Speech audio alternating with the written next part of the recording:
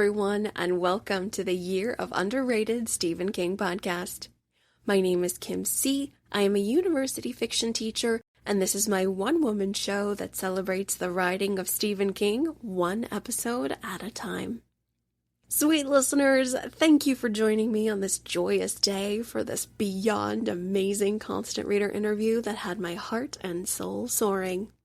To properly introduce today's Constant Reader guest of honor, we have to head back into the archives of Kim C to really hammer in the fact that I've loved this guy's work for years and years and years.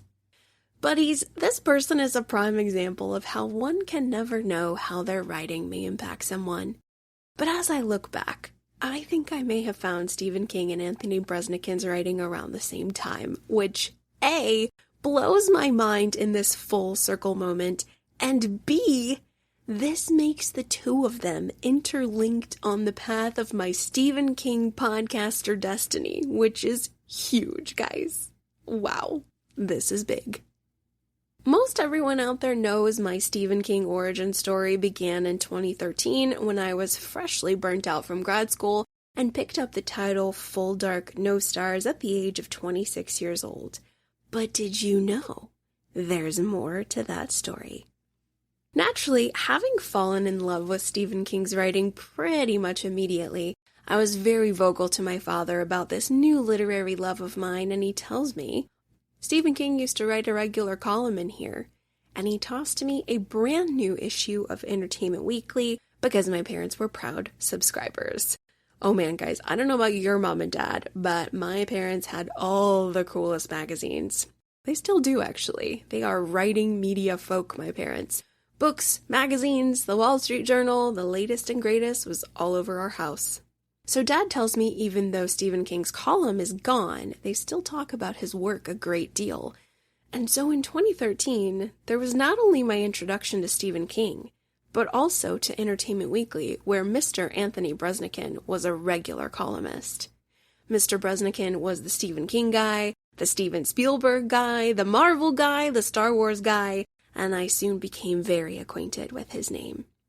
Fast forward to the summer of 2015, when I was broke as a joke, having spent every last penny I had to move into a new place without roommates for the first time ever.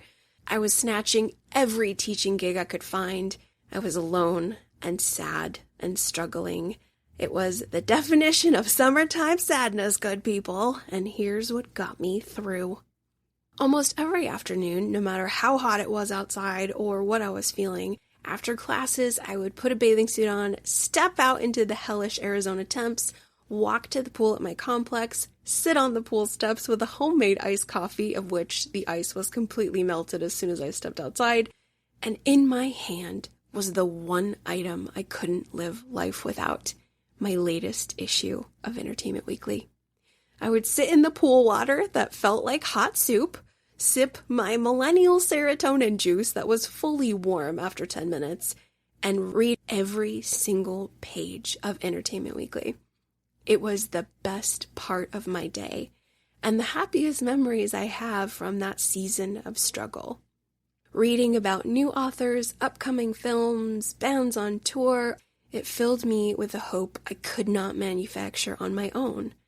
It brought me so much joy and excitement for the future. Even though I felt lower than dog poop, everything was going to be okay, because at least I had Entertainment Weekly. I grew to know and love Anthony Breznican's name because his editorial coverage was one of the only things that helped me feel better. Therefore, ladies and gentlemen, can you imagine the happiness I felt when Mr. Breznican agreed to this Constant Reader interview? It was astronomical, off the charts. For those who need a reminder, Mr. Anthony Breznican is a journalist who has written for the Associated Press, Entertainment Weekly, USA Today, and most recently, he's a senior Hollywood correspondent for Vanity Fair. Mr. Breznican is also a novelist of the 2014 fiction title Brutal Youth, and hopefully everyone out there listening knows him as the new co-host of the Kingcast alongside Eric Vespi. Friends, This is the most inspiring conversation from someone who I would call a professional constant reader and a personal friend of Stephen King. Guys, I just can't with this one. Man. It's so uniquely its own unapologetic, beautiful, special, wonderful thing, and I'm beaming with pride to present it to you all. Precious listeners, please enjoy this conversation bursting with empathy and wisdom and King knowledge. What a pleasure to introduce today's Constant Reader interview guest of honor, Anthony Breznican.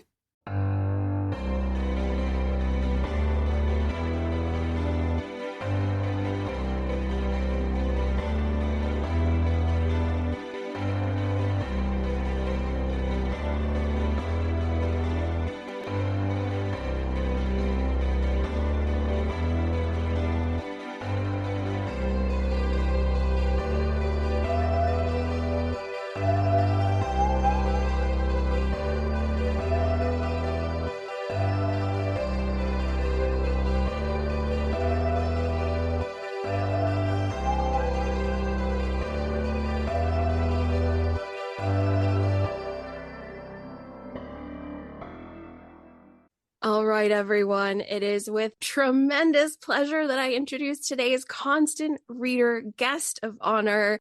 This is Mr. Anthony Breznican. Hi, Anthony. Hey, it's great to be with you. Thank you so much for having me on. I'm so excited. We got to tamp down the joy. Gotta squish it down and be profesh. That's all right. It's one of my favorite things to talk about books and Stephen King especially. So this will be a good time. Absolutely. You're a constant reader. This is what we do. I am a constant reader, a long time constant reader. Thrilled to hear that. I'm very excited to get into these questions and learn about your King reading journey. But before we do that, I just want you to remind everybody out there what you're up to. Yeah, I'm a journalist. I've been covering film and television for about 20 some years now. King is a specialty of mine. I've interviewed him at least, I think, 22 times. Maybe that number has gone up. I think it might even have, it might have gone up one or two since the last time I kept count. But he's one of my favorite authors. He's the reason I started writing. I entered journalism, and I write fiction too. I had a novel a number of years ago that King was kind enough to blurb. And yeah, let's see. What else can I tell you? I've written for Entertainment Weekly, USA Today, the Associated Press, and I'm currently on staff at Vanity Fair, covering all things entertainment. And yeah, Steve King and Steven Spielberg are two figures on the Steve beat that I like to follow. And you got a new gig at Kingcast. Yeah, Eric Vespi was kind enough to invite me on. I'm a huge fan of the Kingcast, and I used to listen to that show all the time. I was on as a guest a few times, and the previous co-host with Eric, Scott Wampler, was a friend of mine. I admired him a lot, and when he died, I was, heartsick. He died far too young, for one, but also I was sorry to lose his voice in my ear while I would put away the dishes or cut the grass. And, I enjoyed hearing those guys talk about Stephen King. And, what I love is we talk on the show to creative people about what they do. And King is sort of just like almost the appetizer. He's so influential and everybody has a connection to him. But it's the stories of the people who are our guests that are also really fascinating. King's just the lens, Even when we have King on, I think he sometimes Steve wants to talk about other people and other stories. But that's his own humbleness coming through, I think. But so Eric needed a co-host, and he asked me to join him, and I've been having a blast working with him on the show. I hope people are enjoying it. They are. I am. I'm a huge fan. I think that you are just a peanut butter and jelly edition. It is a perfect combo. I am really pleased. I'm really glad that you're part of the King community now. You're one of us now. One of us, yeah, of course. Well, you do a great job too. I think you have such a musical way about your interviews, and you draw so much interesting material out of people and get stories out of them. And your audience knows you're a teacher, right? So I know you like to keep some things personal and private, but you have that wonderful quality that I think all great teachers have, which is you're able to see the person you're talking to, draw things out of them, make connections. You know, my favorite people in the world, people who've influenced me the most. One of them was my English school teacher, Mr. Carosella, who just passed away last year, and we stayed friends, stayed very close all through for the rest of his life, and he'll always be close to me, always special to me. And he, when I was in high school, I wasn't the best student, and I wouldn't bother reading the assignments that he gave us, and he was like, I know you like to read. Why don't you read F. Scott Fitzgerald? Why aren't you reading these books I'm suggesting? They're really good. You'd like them. You'd like The Catcher in the Rye. And I was like, I don't know. I like reading Stephen King. So he taught a Stephen King. He said, if I teach a Stephen King story, will you do the reading? I'm like, okay, sure. And he asked for a suggestion, and I suggested The Reaper's Image, the short story from Skeleton Crew. And he read it out loud to the class, and he taught the story, basically taught it in the sense of asked the other students, like, what did you think of this? What did this story do to you? Did you connect with it? Did you feel emotion? What was it that you think this storyteller was trying to say? And I kind of loved that he could take that analytical approach to something I just thought was a fun, scary story. And you know what? I gave the other books a shot, and he was right. I did love those books. So that was that was one of my early King experiences that was very formative. Oh my gosh, my heart is fully melted, Anthony, fully melted. Oh my, okay, I have to, before I lose it and melt Hmm. completely and can no longer do my job, I would like to take us into our very first question. That was so beautiful. Yeah, sure. Rest in peace, Mr. Carousel. Yeah, I love that you had a good English teacher. I did. But you have that quality too. Do you teach all sorts of different subjects, or what's your specialty? My specialty for the last few years has been specifically workshops. So I do Hmm. intermediate and advanced fiction for the last couple years. So I love working with college students, non-traditional students. In early post grad, I was teaching everything I could get paid to do. But now I'm lucky enough where I've got a nice groove for university fiction. So you've already sort of Hmm. touched this question a little bit. You've hinted at it. Similar, but somewhat different to the origin story question on Kingcast. This is a little Yeah. bit more direct and asking, how old were you when you read your very first King title, and which King title was it? I guess I was maybe about 12 and a half. And the first King story that I read was Pet Cemetery. And the story behind that is I went to see, I remember all of this so vividly. So forgive, like, it's actually a lot of detail. I'll try to keep it short. But I went with my buddy Chad, my lifelong friend Chad. I knew him from first grade on. And we would go, you reach that age in your tween years where you start going to the movies by yourself instead of with your parents. You get dropped off. And we get dropped off at the Cheswick Theater outside my hometown in just outside of Pittsburgh, and we were going to see Fletch Lives, the sequel to Fletch, starring Chevy Chase, which is not a great movie. Even like when you're 12, you're like, I don't know. I don't know what a good movie is, but this isn't that great. But I remember the trailers that played before that movie. One of them was The Burbs, which is a great movie from that era. Tom Hanks movie, Joe Dante directed. And I was like, that looks really good. And looked kind of scary, kind of funny. From the director of Gremlins, I'm in. And then the next trailer was Pet Cemetery. And the trailer for this was outstanding. It was so cool. It showed that overhead shot of the burial ground. And where I grew up, we lived in a neighborhood, but you didn't have to walk very far to get into the woods. And I loved anytime I would find like the foundation of an old house in the woods. And like, there's not even a road here. Like, how is there a house here? And as a kid, that gives you this tremendous sense of time that once somebody lived here and they lived, and it was so long ago that now like nature is reclaiming these ruins. So the idea of artifacts in the woods and a burial ground in the woods was really exciting to me and intriguing. I would have loved to have found something like that. My grandfather looked exactly like Judd Randall. He even had the overalls. He was a house painter who would wear these white overalls that looked like a Jackson Pollock painting. He had that white shock of hair. He was a strong dude. He knew tons of stories. He would have known about the burial ground in the woods. had there been a burial ground in the woods. I had a baby brother who was Gage's age. He was about 3 years old, a little blonde, tow-headed kid, and I didn't know where that story was going because, I'd just seen the trailer, but I wanted to see that movie, and I could get no adult to take me to see it. At the time, I thought, oh, they're protecting me because I'm a child, and this is an R-rated scary movie. And I was not into scary stuff. I was not into Jason or Freddy or any of that stuff. Like, I just like this. I like ghost stories. I like spooky things. Weirdness in the woods, I was down for. But no one would take me. No one would take me to the movies to see Pet Semetary when it came out. And my grandmother said, well, it's based on a book by this guy, Stephen King. I'll buy you the book.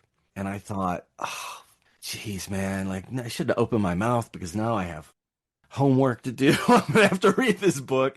She took me to the Kmart. They had one copy of Pet Semetary. It was damaged, so we got it for 20% off. And I'll show it to you if you want to see it. Yes.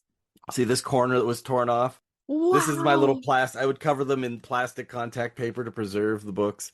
But this was my copy of Pet Semetary that we bought. Look at that.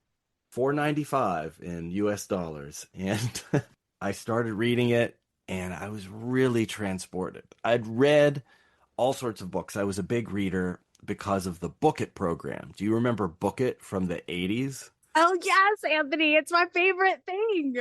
This is Pizza Hut offering children small pizzas for reading 3 or 4 books a month. I did it every month. I got those star stickers on my button every month. We were gods.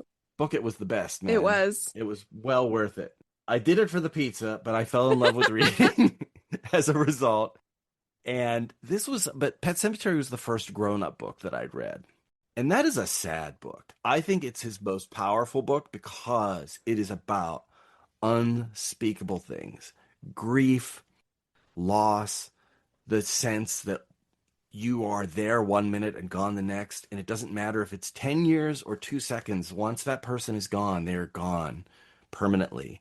And the only eternity really that we get to experience as human beings is the loss, right? Is that someone is in your life for a period of time. Doesn't matter if it's your parent or your pet or whatever. Something living that was important to you, someone who's important can be gone and you'll never see them again. And that abyss is what King is writing about here. And he's writing about the most painful imaginable loss, which is the loss of a child. It's natural to lose a grandparent. It's natural to age and lose friends.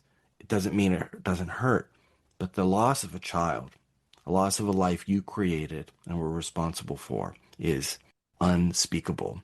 And it's why his book is the scariest that he's written, I think. And the notion that you would do anything to bring that life back is completely understandable. A lot of people say Louis Creed, why is he doing this? He knows better. He does know better, but so does a gambler who has lost everything and keeps putting money down on the table because this time it'll work. And the idea of living without is impossible to accept. So as a kid, as a 12-year-old, this book opened me up to a lot of serious emotion. And I know there are other literary books out there that deal with this subject. He is popular because he deals with emotions that everyone feels. He doesn't shy away from them. He deals with issues of growing up. He deals with issues of tension between children and parents, the loss of a child, all of these terrible fears that people have. Stephen King grapples with them in a heartfelt, straightforward way. He uses the supernatural to do it, and that makes it entertaining. But, if he'd only written the books that weren't supernatural, he'd still be considered, he might even be considered an even better author because I think he doesn't get the credit he's due because of the entertainment factor.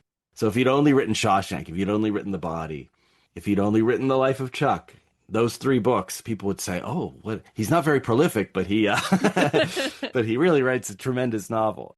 My admiration for him is off the chart. I have such affection for Steve that, I do get to interview him frequently, but I hope I don't ever come off as creepy or stalkerish, but he means a lot to me. His work means so much to me. And it means even more because as a journalist, I encounter the fans of his work and I know what it means to them too. And so all of that weight and gravity, it can't help but draw out a lot of respect and admiration for what he's done. And he's a nice guy on top of it. But anyway, that's my story. That's the story. So then once I started with Pet Semetary, I just didn't stop. The next book I had was It. And I don't know, but I think I've talked too long already, so I'm going to throw it back to you. Oh my God. Oh my God, Anthony. This is crazy because I'm so speechless right now from all the beauty and all the majesty of what you've just explored and these deep memories and these beautiful thoughts. I'm really struggling to not fangirl right now. Oh, well, I'm fangirling right alongside you. Like his, and he opened my eyes to something with that book. I realized at 12 years old, I loved stories. I knew that. And part of me thought, oh, I'd love to write a movie. I would love to make a movie. And at 12, I knew I can't make a movie. I'll have to go to school. Like it costs millions of dollars. And I can't. I had friends who were great musicians, rock musicians, like as teenagers. As teenagers, I think being a great athlete and a great musician are possible. Almost nothing else when you're that age can you be great at, But for some reason, music and athletics are like two of the things that you can be great at like 15. But I knew I couldn't make a movie. It would take millions of dollars to record music. My friends would like pool their money to get like a 4-track. This is back in the early 90s. But to write a book, I didn't need anything. It'd be nice to have a typewriter or word processor, but I could buy a pen and one of those black and white composition notebooks and just write my stories. That Stephen King didn't have any tools that I didn't have access to, physical tools. He had an education that was well beyond mine and experience well beyond mine. But I could write my own little ghost stories in my room. And that's what I started doing. By hand, writing little tales. I started out with scary stories. But then, of course, as puberty set in, I would write, heartsick love stories and cute, funny, goofy stories to make my friends laugh on the school bus. And writing became who I was, what I wanted to do with myself. I really owe Steve King for opening my eyes to that early. Great piano players, they all start early. Great golfers, they start early. Basketball players, they start at 5 years old or maybe even sooner. And I'm glad I started at 12 writing. I'm not a great writer. I'm not on the level of anybody that's well known, but I am grateful that I have this life, that I get to talk to creative people, and I owe that to Fletch Lives and watching the trailer for Pet Semetary and my grandmother for buying me this book. She bought me a lot of books that I shouldn't have read when I was that young. Thank goodness for Nunny. Did you read a lot when you were a kid? Yes, sir. What was interesting, though, about my own personal King journey, really quick, is that I didn't like horror. I was more of a romance girly, way too young, reading very mature, smutty things that young girls should not have been reading, but that was me. Like what? What's a title? Oh, dear. Well, most romance people, you usually cut your teeth with Danielle Steele, who's very tame. Hers are just beautiful, beautiful rich people and their drama. That's Danielle. So you start there. That's like the gateway drug. And then you go into more Harlequin. And then if you really want an education, you go to Anne Rice's erotica and Anais Nin. And oh yeah, I skipped straight to some graphic places, Mr. Breznican, of which I shake my head in shame now. I was way too young to have been involved in those things, but I was curious. You could say it's smutty and all that, but reading is such a pure form of exploration in that way. As opposed to finding like a videotape in your parents' drawer or something, or a Playboy magazine. Reading allows you, it's like training wheels for fantasy and attraction and eroticism, which is a part of humanity that we sometimes shy away from because it's private, but it's an important part of who we are, attraction and allure and romance and all of that. And reading allows you to operate at your own speed, right? It's like sometimes you could be that young age, too young an age, and catch when I was a kid, it used to be like the Playboy channel, and if you were flipping through the channels, there would be like 2 seconds where the screen would like warp a little, and you could maybe see something, and so you're like click, click, click back, and see if you could catch a glimpse of something, a body part. But even so, like you might be overwhelmed by that, like, oh no, you get spooked. But if you're just reading it in a book, you're just like, it operates as far as your imagination is willing to go. So I think that's totally natural and like actually very wholesome. But wholesome's not hot, so. I so appreciate that. Thank you so much. Mhm. And I think it actually did benefit me as a writer down the road, and it really helped me be a good educator. And I'm Mhm. grading student drafts and there is sex in there. I'm always like, okay, this is great, but how can we create more intimacy for your characters? What are they hiding behind? Where are they vulnerable? So it taught me to dig in and look at where we connect with each other as humans. You can learn a lot through romance, and it's not just the actual physical act of sex. It's how do people connect? How are they vulnerable with one another? What do they say? What do they do with their body language? So I learned a lot as a writer. It all benefits in the end. Yeah. Speaking of my old teacher, Mr. Carosella, it's funny, I took a whole year of trigonometry Oh, and in high school, and I don't even know what trigonometry is. Like I can't. who does? I took it for a year. Can't. I know what geometry is, algebra, but like, what was that?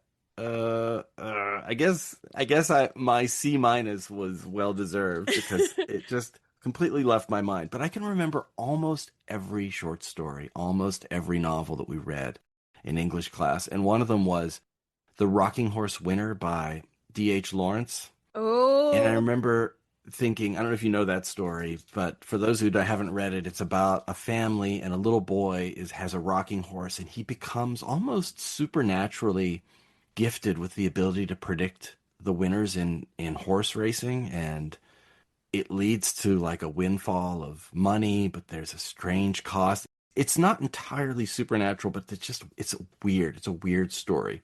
But I remember thinking like, oh, we're gonna read D.H. Lawrence, and like D.H. Lawrence wrote Lady Chatterley's Lover. Like, ooh, is this gonna be a spicy I story? It is see. not a spicy story at all. It is not. But one of the books that my grandmother, I called her Nunny.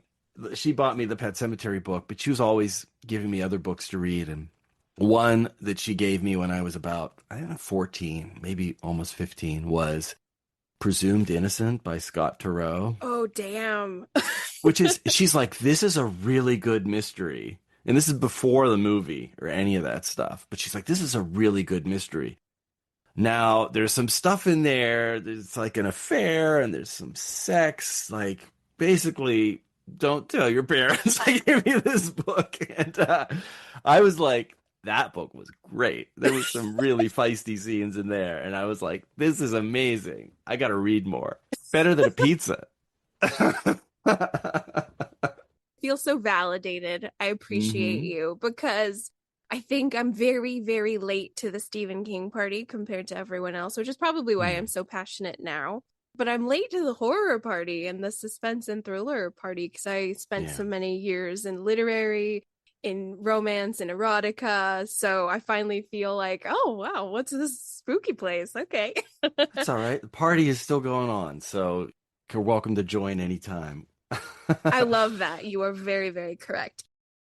Mr. Anthony, have you read all King titles? Have you read everything, or are there ones that you haven't got to yet? No, there are still some that I haven't gotten to, but I've read most of it. And I've been doing it for like 30 some years. So if you're just starting out now, like, or you're starting out recently, there's no way you could read everything. He's been writing for 50 years. So there's a lot to catch up on. And you don't want to read only Stephen King. Like, I think it would lose its effectiveness after a while. You got to mix things up. You can't eat your favorite meal over and over again, or else it won't be your favorite anymore. The ones I haven't read, I don't think I've read Blaze. There's a handful that I haven't done. It's not even like some people will say, oh, I haven't read any of the really old stuff, or I haven't read any of the 90s stuff, or I haven't read any of the new stuff. You know, there are people who only read him a long time ago and haven't checked out the new stuff. I read most of the new stuff. I think Billy Summers is not one I got to. Not because I own it. I just haven't gotten a chance to read it for whatever reason. And there's a part of me too that's like, well, I want to save. I don't want to be a completist. I hope there is never a time where I don't have a Stephen King book to read. And he's so wonderfully prolific that he keeps us busy with things. I've read all the Hawley books, the Hodges trilogy. I'm sure there's a handful of short stories here and there that I haven't read, especially the ones that went unpublished. The Glass Floors, the first story he ever published. And I only recently read that one. What's interesting is he repurposed that. He has never published it in any of his books because I think it's not one he's very proud of. I read a little introduction he did to a Cemetery Dance anthology that included it, and he said, like, I don't think this is a great story. I was 17 when I wrote it, and he's right. It's interesting. His second published story was The Reaper's Image, which I think is a really incredible short story. He was only a year and a half, maybe, distance from The Glass Floor, but the writing, the quality of the writing is vastly better. And I just think it's just growing up. It's just sharpening your tools. But The Glass Floor he repurposed for Rose Madder. You know, I think there's like a mirrored floor and ceiling. Or not Rose Madder, Rose Red. I misspoke. Rose Red, Oh my goodness, the yes. TV miniseries that he made. So I think it's kind of cool that he sort of recycled that idea from his first story. But I recently splurged on, I don't value first editions that much. For me, the book that matters the most to me is the Kmart paperback that I read, or the galley that I was sent early that I spent time with. So I don't dismiss this. I think it's cool to have first editions. If you show me a first edition of a book, a Charles Dickens book, or To Kill a Mockingbird, or whatever, I'll be impressed by that. But personally, I just don't collect them. But I did splurge on this Startling Mystery Stories #6 from 1969, and he's not on the front of the of this little Reader's Digest sized magazine, but his first short story, The Glass Floor, is in this book or in this magazine. I also got his second one, where he is on the cover, The Reaper's Image by Stephen King. To me, these are treasures because this is him before he became the guy we know, the author Yeah. that millions and millions of people love. This was him when he was not even when he was a struggling writer in a trailer in a small town in Maine, working as a school teacher while Tabby worked at Dunkin' Donuts, handing off their two toddler children. This is well before Owen was born, you know, but like this is him really at the earliest stage as a fledgling writer. And anytime I feel lazy or I don't want to sit down at the computer and work on my own stuff, I think of these and the kid Oh, who was typing out his stories and had big dreams, and all of those dreams came true, and they impacted people like you and me and countless others around the world. So those are two special little items for my collection. I figured they were worth a few $100 to get. I think at the time, I wonder what they sold for. 50 cents, it says. oh my gosh. Those are some treasures. Oh man, Yeah, those are awesome. They're so thin and little. they are. They're like paperback sized, which I think is the size that I prefer to read King. I prefer almost everything in that way. I like a book you can slip into your back pocket. I remember how I would scrape together money to buy Stephen King paperbacks at the grocery store. I remember the Dark Half coming out when I was getting really into him. And, that book sold for like $20 or something. I didn't have $20 at 14. So I'd have to wait a year for it to come out in paperback. I had $6 that I that I could lay down for the book, but that meant I had to wait or get it from the library. But I also like to own them. So the first book of his that I bought in hardback was Needful Things. What year was that? 91? 92? That was the first time I bought a first edition hardback from the Walden Books, and that felt really special. I'm moving up in the world. Anthony, I love your memories. They're so special. They're so special. I'm Oh, just dying over here. They're so rich. I feel like we're in a fireside chat and I'm just getting to hear these wonderful chunks of your life. It's so great. art is that way, right? You remember, I'm sure, movies you've seen, dates you've gone on, friends you were hanging out with, based on the music that you listened to, the film you saw, even the TV show you watched. But books I've read, I can remember, oh, I read that when our family went and visited our family friends in Connecticut. I was just telling my wife, we were listening to a mix and James Taylor came on and Sweet Baby James. And I was like, I remember the first time I heard this song driving to Connecticut and I was reading Christine. And it's funny how a book, those two things don't have anything to do with each other, except it's just funny how like your mind can be transported back to a different time based on the story or the song. They are windows into our lives. And it's one of the reasons King means so much to me is that he's sort of markers along the path that I've been walking. Oh, I love this so much. I think that you are one of the most perfect examples of someone's life who is mapped by King. You can map your life with his novels, and that is such Mhm. a special thing. And this is why I love the Constant Reader interview because we are looking at your life mapped out by his art, and it's so cool. Yeah, thank you. One of the most meaningful things that happened to me was when If It Bleeds came out in trade paperback. So not the little pocket-sized one, but the bigger, just the bendy cover. I was at the grocery store and I'd already had the galley because I'd done an interview with him about that for Vanity Fair for that about that collection and had written a review of it. And when I was at the grocery store, I saw the trade paperback came out. So I just picked it up just to check it out. And I didn't know this was going to happen, but on the back was my name with Vanity Fair and a blurb from the book.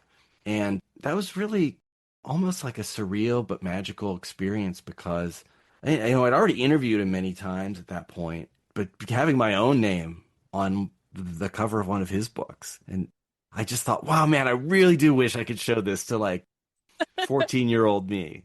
I would go and I would collect a change off the top of our dryer in the basement. Like change falls out of your pockets when you wash the clothes. And like whoever would dry, they would like scoop out the clothes or whatever. And then like the change, they would just sort of slap on top of the a dryer.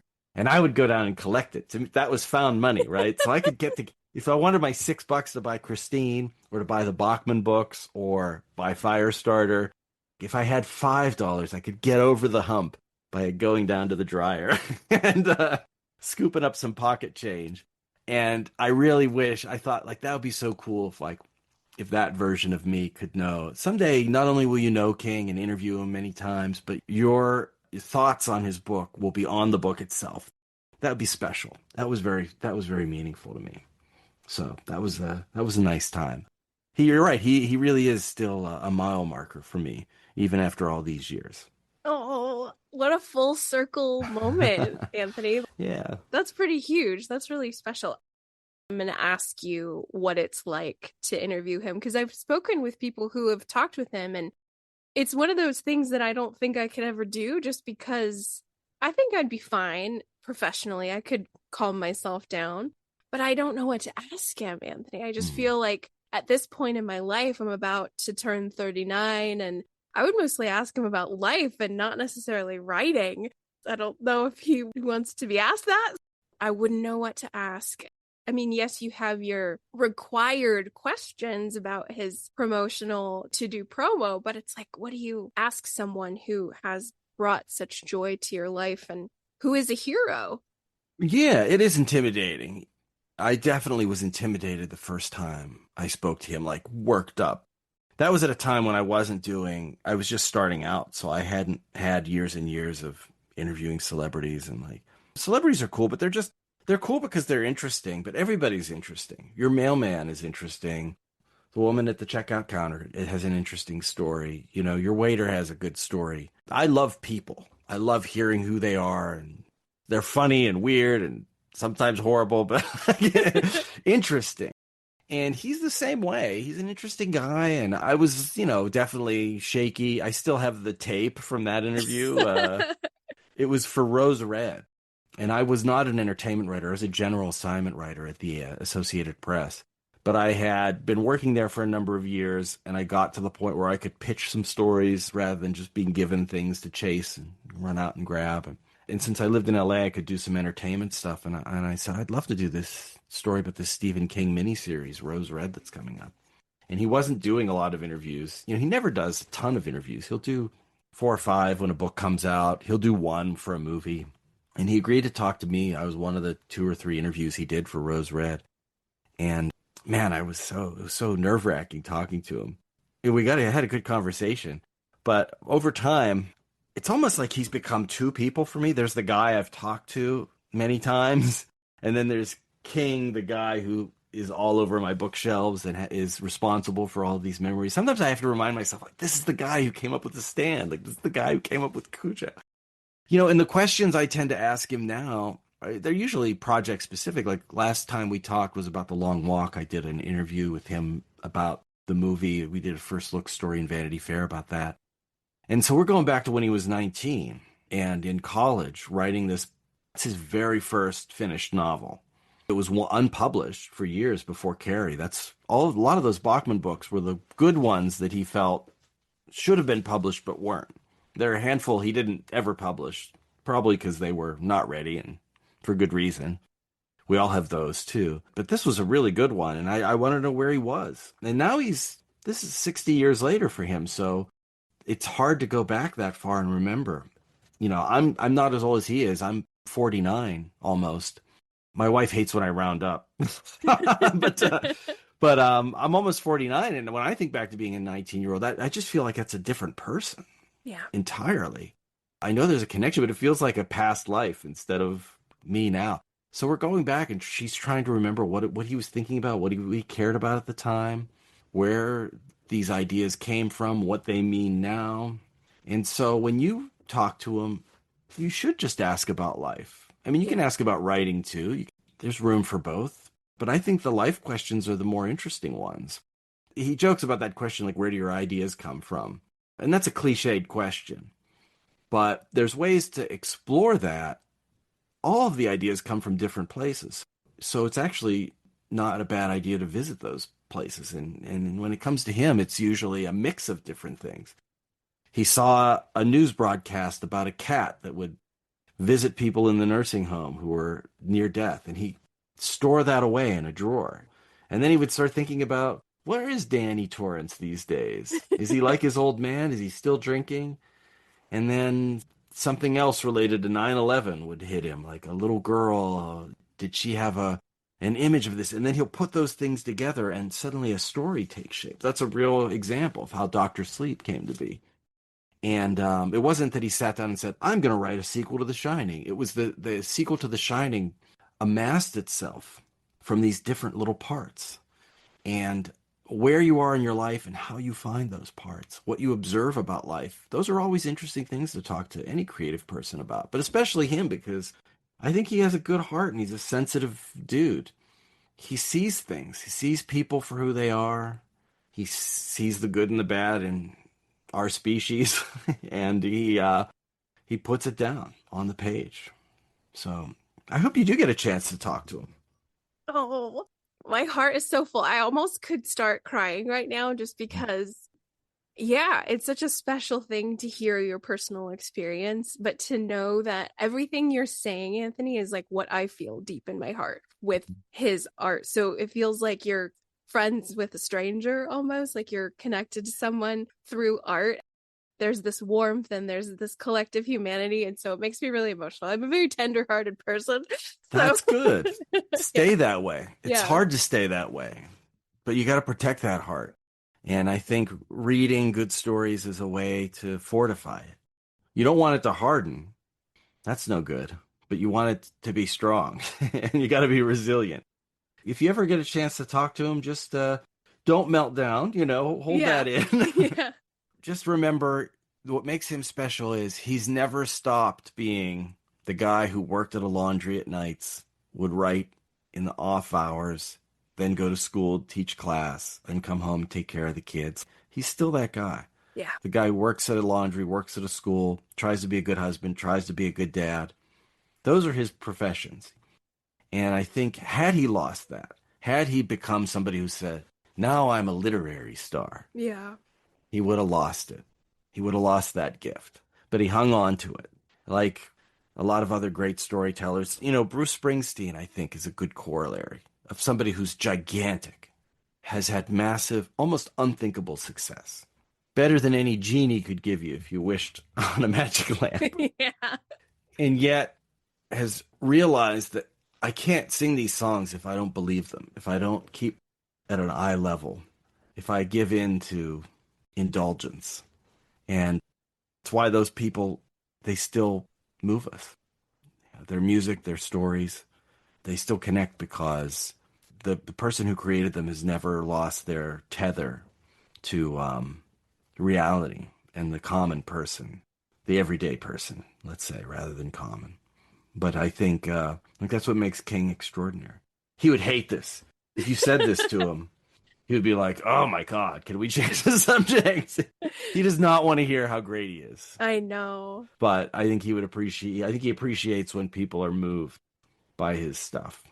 I think he wants to be somebody who told the truth. I think he has. But we can talk about it because he's not here. I love it. I am just so moved by your thoughts. It's really, really special to hear this. It's also great. I'm having trouble articulating all my thoughts just because it's so awesome being on the other end of this, hearing all this gorgeousness. Because, yeah, he really is a hero of mine because he has maintained that normal blue collar sense of right and wrong and justice and being a good citizen and being a caring, empathetic person who understands he has a talent for writing and then wants to maximize that gift and give it to us. I mean, he could have stopped writing 20 years ago and he didn't. Or he could have kept writing and stuffed them into a safety deposit box like J.D. Salinger. And there you go. Gross. Yeah. Just never shared it any further. And I guess I understand that. You don't want to be out there in the world. You don't have to. There's no law that says you have to. But it's funny how Mr. Carosella keeps coming back, even though he's passed away now, which is a hard thing to even say out loud because he's always been a big part of my life. He feels very alive to me because he things he taught me continue. They arise even in the course of this 1 hour conversation. We've talked about it. I've brought him up several times. But he used to direct the plays at my high school, and he said the difference between a rehearsal and a performance is the audience. And he told me this in the context of you have to start sharing your stories. Because I would write, remember I said I would write my little ghost stories and whatnot. I had a story about a man who murders this guy and buries him under a tree, like a sapling. And then years later, revisits this place and the tree has grown really large and stays at the house. And that night, the tree comes alive and the roots come out like kind of like a tentacle thing. Drag him into the earth as revenge for this murder he did long ago. And, very Stephen King kind of story. But Mr. Carosella said, you should share it. And even though it was just a spooky story, I couldn't share it. I was about 15 or 16 years old at the time. And I thought, I can't share it because if anybody laughs at it or if anybody says it sucks, that one, they might be right. But I couldn't take it because I tried so hard to not suck. And he said the difference between a performance and a rehearsal is an audience. And so if you want to do this, you got to put it out there for people. And what he did to protect me was he told our English class, now we're going to do an exercise called critical thinking. And you're all going to write a review of a short story that I'm going to read out loud. This was written by a student of mine long ago. So it's not perfect like other classic short stories that you would read where kids might be they might not be able to tell you what's wrong with it, if there is anything. But with this, it was important that they know this is a work in progress. So you offer your thoughts. And you don't have to be cruel, but be honest.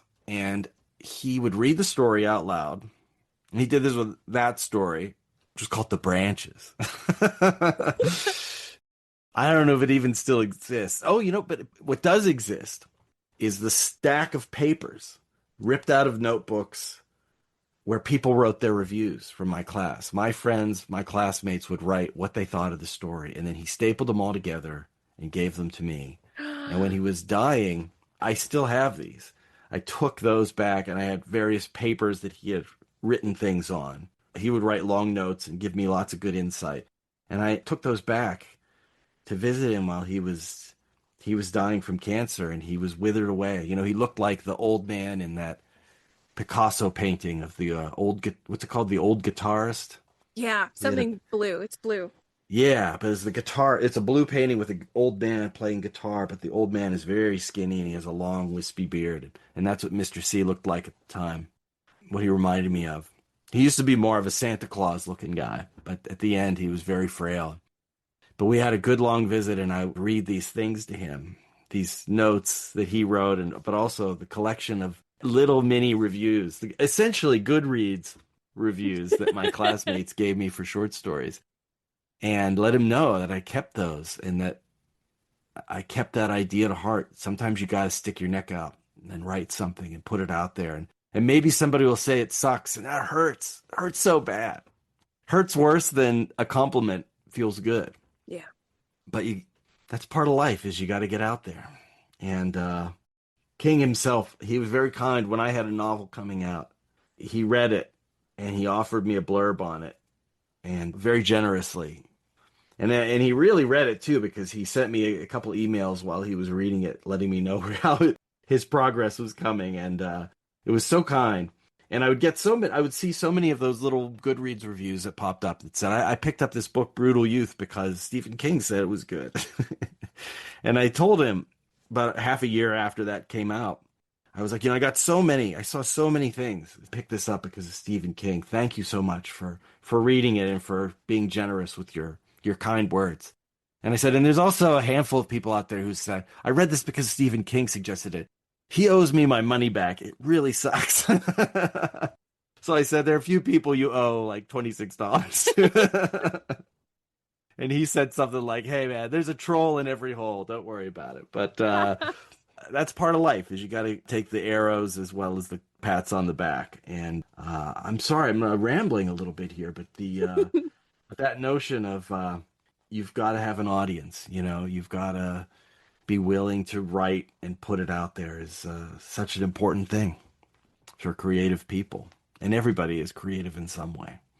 Oh my goodness. You're taking us all to school, Anthony, but it's like heart school. And this started because we talked about King. Actually, one of the questions I asked him was, do you have, when we interviewed him for the Kingcast in January, one of our questions was, do you have unpublished books still? And he doesn't. He says he doesn't. He has a lot of short stories that he tried, didn't work out. Maybe some of those are floating around, but not a lot. He doesn't have a lot of unpublished books sitting in a drawer. He's been putting them out there. So that's a good thing. I hope he keeps going. It is, and it keeps away the Jim Dooleys from Lacey's story, the Deep Space Cowboys. Yes. Mr. Breznican, do you have a Stephen King title that you love it, but you've noticed it just doesn't get the sunshine that a lot of the other King works do? And vice versa, do you have one that you think is okay, but you don't understand why it gets so much hype? The book that I like that most people don't is The Tommyknockers. And I don't think it's a perfect book, but I think there's some really cool stuff in there. Again, finding something in the woods, and I think it's a cool alien story. A little bit of Invasion of the Body Snatchers, but in a different way. I just saw a screening of this movie. I'm not sure when you'll put your show out with me, but there's this movie coming out, Jurassic World Rebirth. It's a Jurassic Park sequel. And there's a line in it where they talk about evolution and intelligence not necessarily being a benefit to a species. And the evidence for this was human beings have been intelligent for, let's say, 200,000 years. And dinosaurs have these little peanut-sized brains, but they lived for millions of years. And we're on the precipice of like extinguishing ourselves with war and our technology. And if we were peanut-brained creatures, we might just be peaceful. We'd be running around naked in the brush, eating bugs and berries, but we would not be nuking each other or threatening each other with ballistic missiles. And I think there's a something about that we human beings in the Tommyknockers, they develop like a super intelligence that pretty much destroys them. Apart from the army coming in and the shop coming in to collect them, they get super intelligent and destroy themselves. And if I'm remembering correctly, the aliens that when they finally go aboard the ship and they find these husks, these ancient millennia old alien bodies, they realized they were like fighting over the controls of the ship. That's why they crashed. It wasn't a malfunction, it wasn't an asteroid, some bad luck that befell them. They were violent and crazy. And I think the Tommyknockers says a lot about who we are as humans and our zeal to look at the most wealthy man on the world right now. He's a mess. He's embarrassing. He is. A fool. He's not a genius. He might have some skills or some extra perception that the average person doesn't have, but he's a basket case and a loser. Yes. Look what that gets you. And I think the Tommyknockers is about this. This woman had a pretty nice life out there in the woods with her dog. She did. It wasn't improved by what she found. And some people really hate the floating Coke machine that acts as a sentry that kills the journalist, who's investigating it. But I love that. I love because I think it's something, that's what kids do. They make little gadgets out of junk they find laying around. Just like the kids in Pet Semetary make the markers based on whatever scrap they can find. And yeah, you would turn this Coke machine into a floating set. To me, that's a cool image. People don't like it. And I think it's awesome. And so I think in one interview, not one he did with me, but I think it was for Rolling Stone or something, King said, maybe I would revisit Tommyknockers and do another pass on it. Like kind of like what George Lucas did with the Star Wars movies or what Francis Coppola did with Godfather 3 and the Cotton Club, where he's like, I'm going to re-edit this. There's some good stuff here, and I'm going to take out the stuff that I miscalculated on. And I kind of think Tommyknockers, that would be I would love to read a revised version of Tommyknockers, but keep the cool stuff. Keep the Coke machine for sure. Keep the hyper-intelligent aliens that killed themselves from their malice. Anyway, that's my defense of the Tommyknockers. And your other question, I think, was what's one that I wish got more love? Is that it? Or less love. Less love. The one that's in the shadow that you like wish you really brought some good stuff to Tommyknockers, because I am a hater. I am. You hate it? I do, but I appreciate a lot. I love Bobby Anderson and Peter the dog. I love a lot of things. Oh, poor Peter. Poor Peter indeed. My wife cannot take what happened to the dog, but I'm like, that's what's cool about it is the dog. You're right, it's awful, but the poor dog, like she keeps it alive, but that's actually a valuable, real thing is people do this to their pets. They prolong their lives because they have the money to get them surgeries, but like it's the dog or cat's time to go. Like it's sad. If you could buy something, give them a medicine or something, sure, do that if they're diabetic or they have some other thing. But like if you're doing major surgery on an animal, like they're not going to have a good quality of life. And to me, that's a very true thing that he explores there. Again, our technology does not make life better. It just makes it more. So anyway, but all right, I'm not going to, it's okay to be a hater. But my wife, yeah, she's trouble. She can't even think about that dog. She can't. It's a hard one. But you and Grady Hendrix have really brought some love to Tommyknockers. So I think I have more grace for it. I really am warming up. Yeah. Grady is a really great scholar of King. I don't know Grady. I love Grady's books. Hopefully I'll get a chance to talk to him someday, but his insights into King's work are spectacular. Spectacular. Yes, I will echo that. He is such a great scholar of King, and yeah, he's a delight if you ever talk to him. He's a real sweetheart. So one that everybody loves that I'm like, that I don't care so much for. I'm trying to think about that. That's a tough one because the ones I don't care for are the ones nobody cares for. Not even King. No, Dreamcatcher, I don't think is anybody's favorite. Right.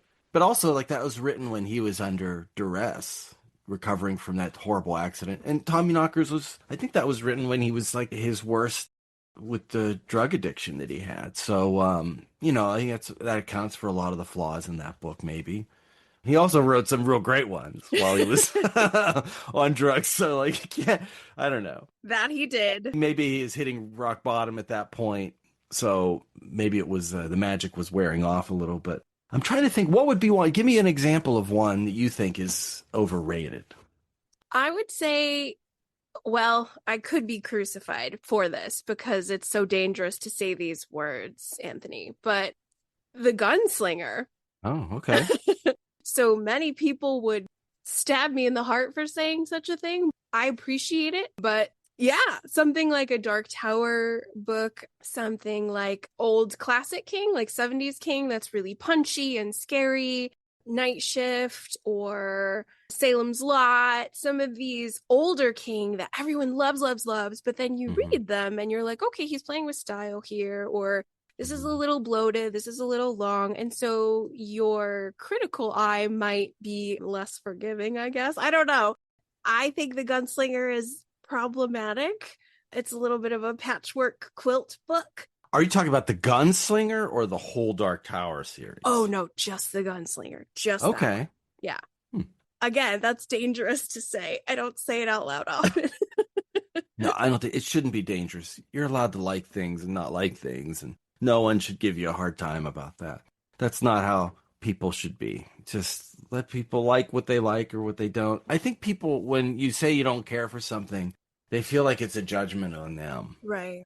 It's like parents if you say, I don't really like children. They're like, what? I devote all my time to this, or you say you don't like a sports team or you don't like sports. Somebody who's like spends every Sunday watching the game, like they feel like you're judging them. I'm not, you're not. It's okay not to like. I think it's funny. The Gunslinger itself is so different from the rest of that series. Right. And, the Drawing of the Three and Wasteland and is so different from the latter books too.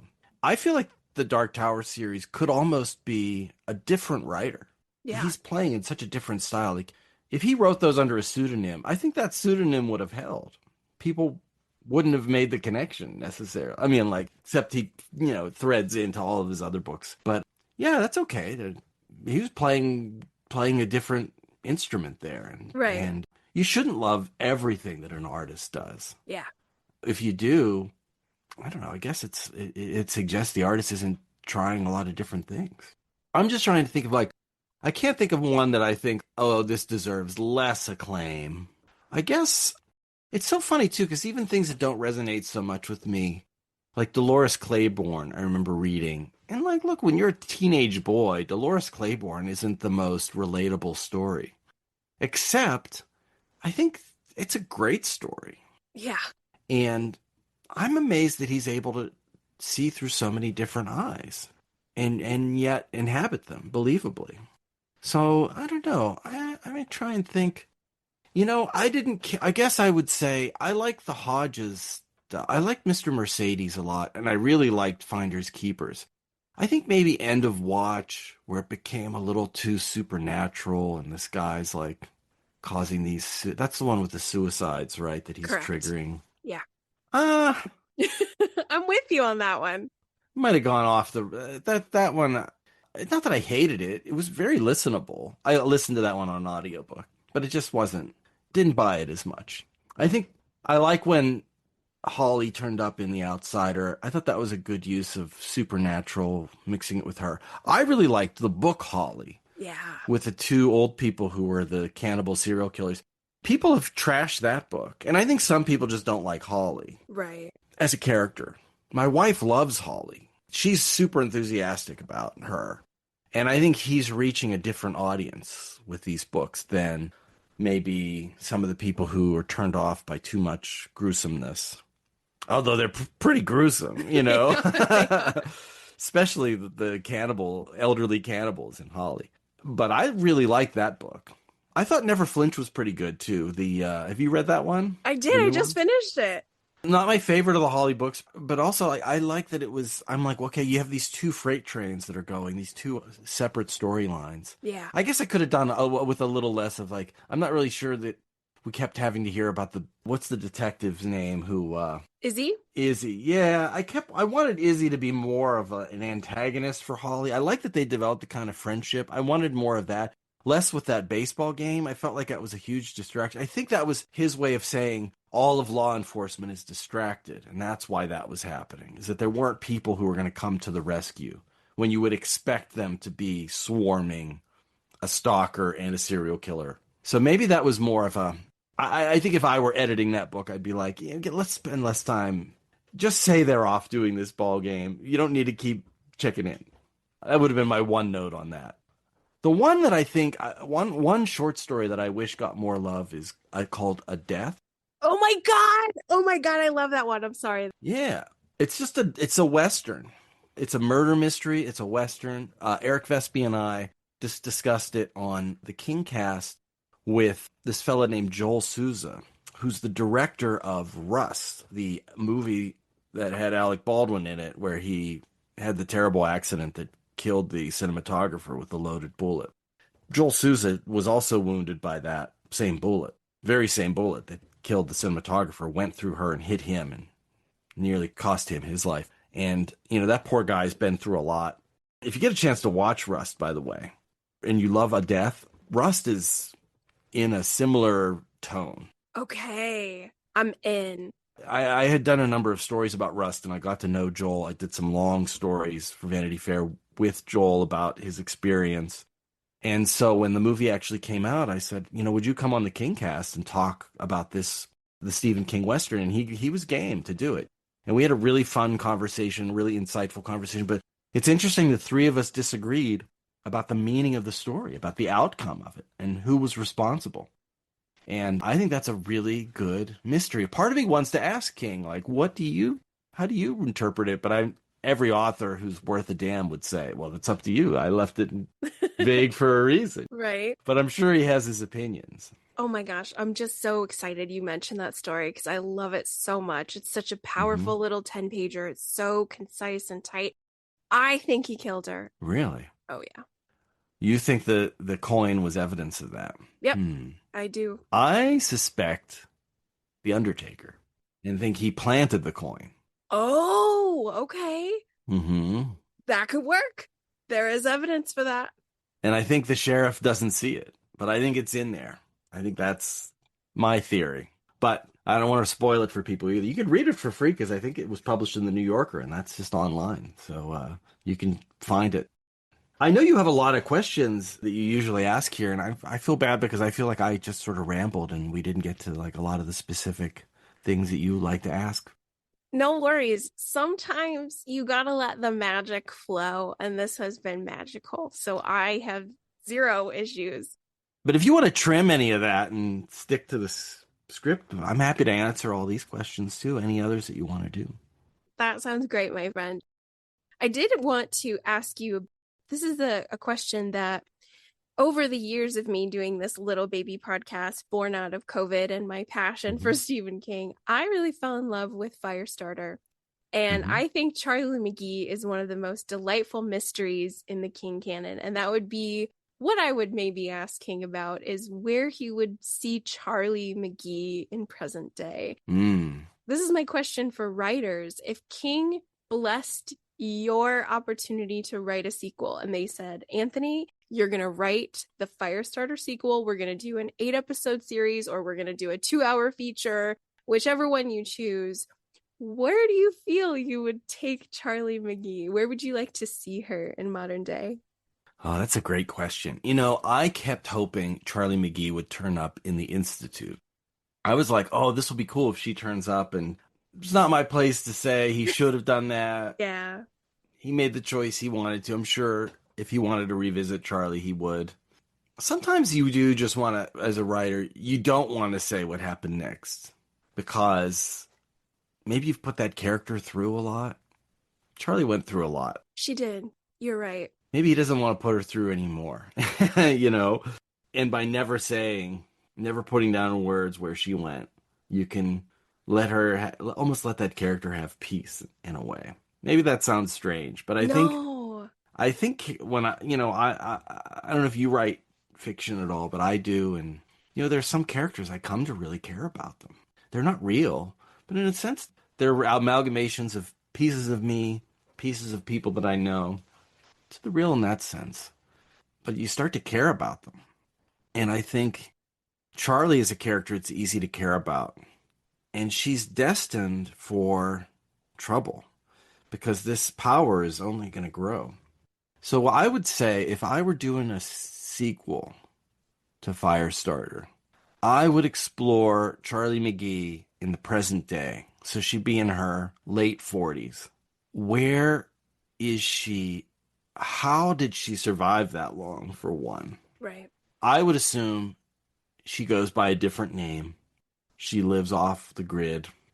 I bet you puberty was rough because emotions run high for any kid. Boy, girl, doesn't matter.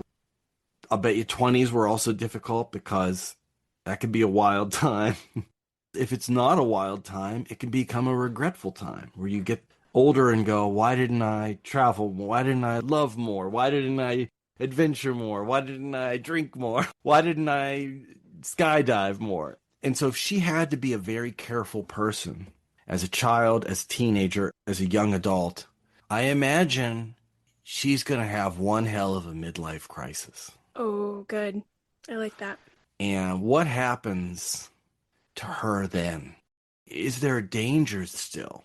Because you remember one of the things they're concerned about is right now she's setting rooms on fire, curtains on fire, and hurling fireballs. She could create a nuclear meltdown. And I wonder, I would put her in a position where she begins to worry about that too. Am I too dangerous to live?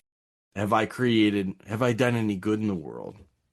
The things you start to ask when you're my age is, okay, game's not over for me yet. There's time ahead, but a lot of time has passed. Did I make the most of the time that has passed? And if not, what ground do I have to make up? And some people respond to that by having an affair or buying a ridiculous car or throwing their whole life away. Right. Quitting their job, taking huge risks.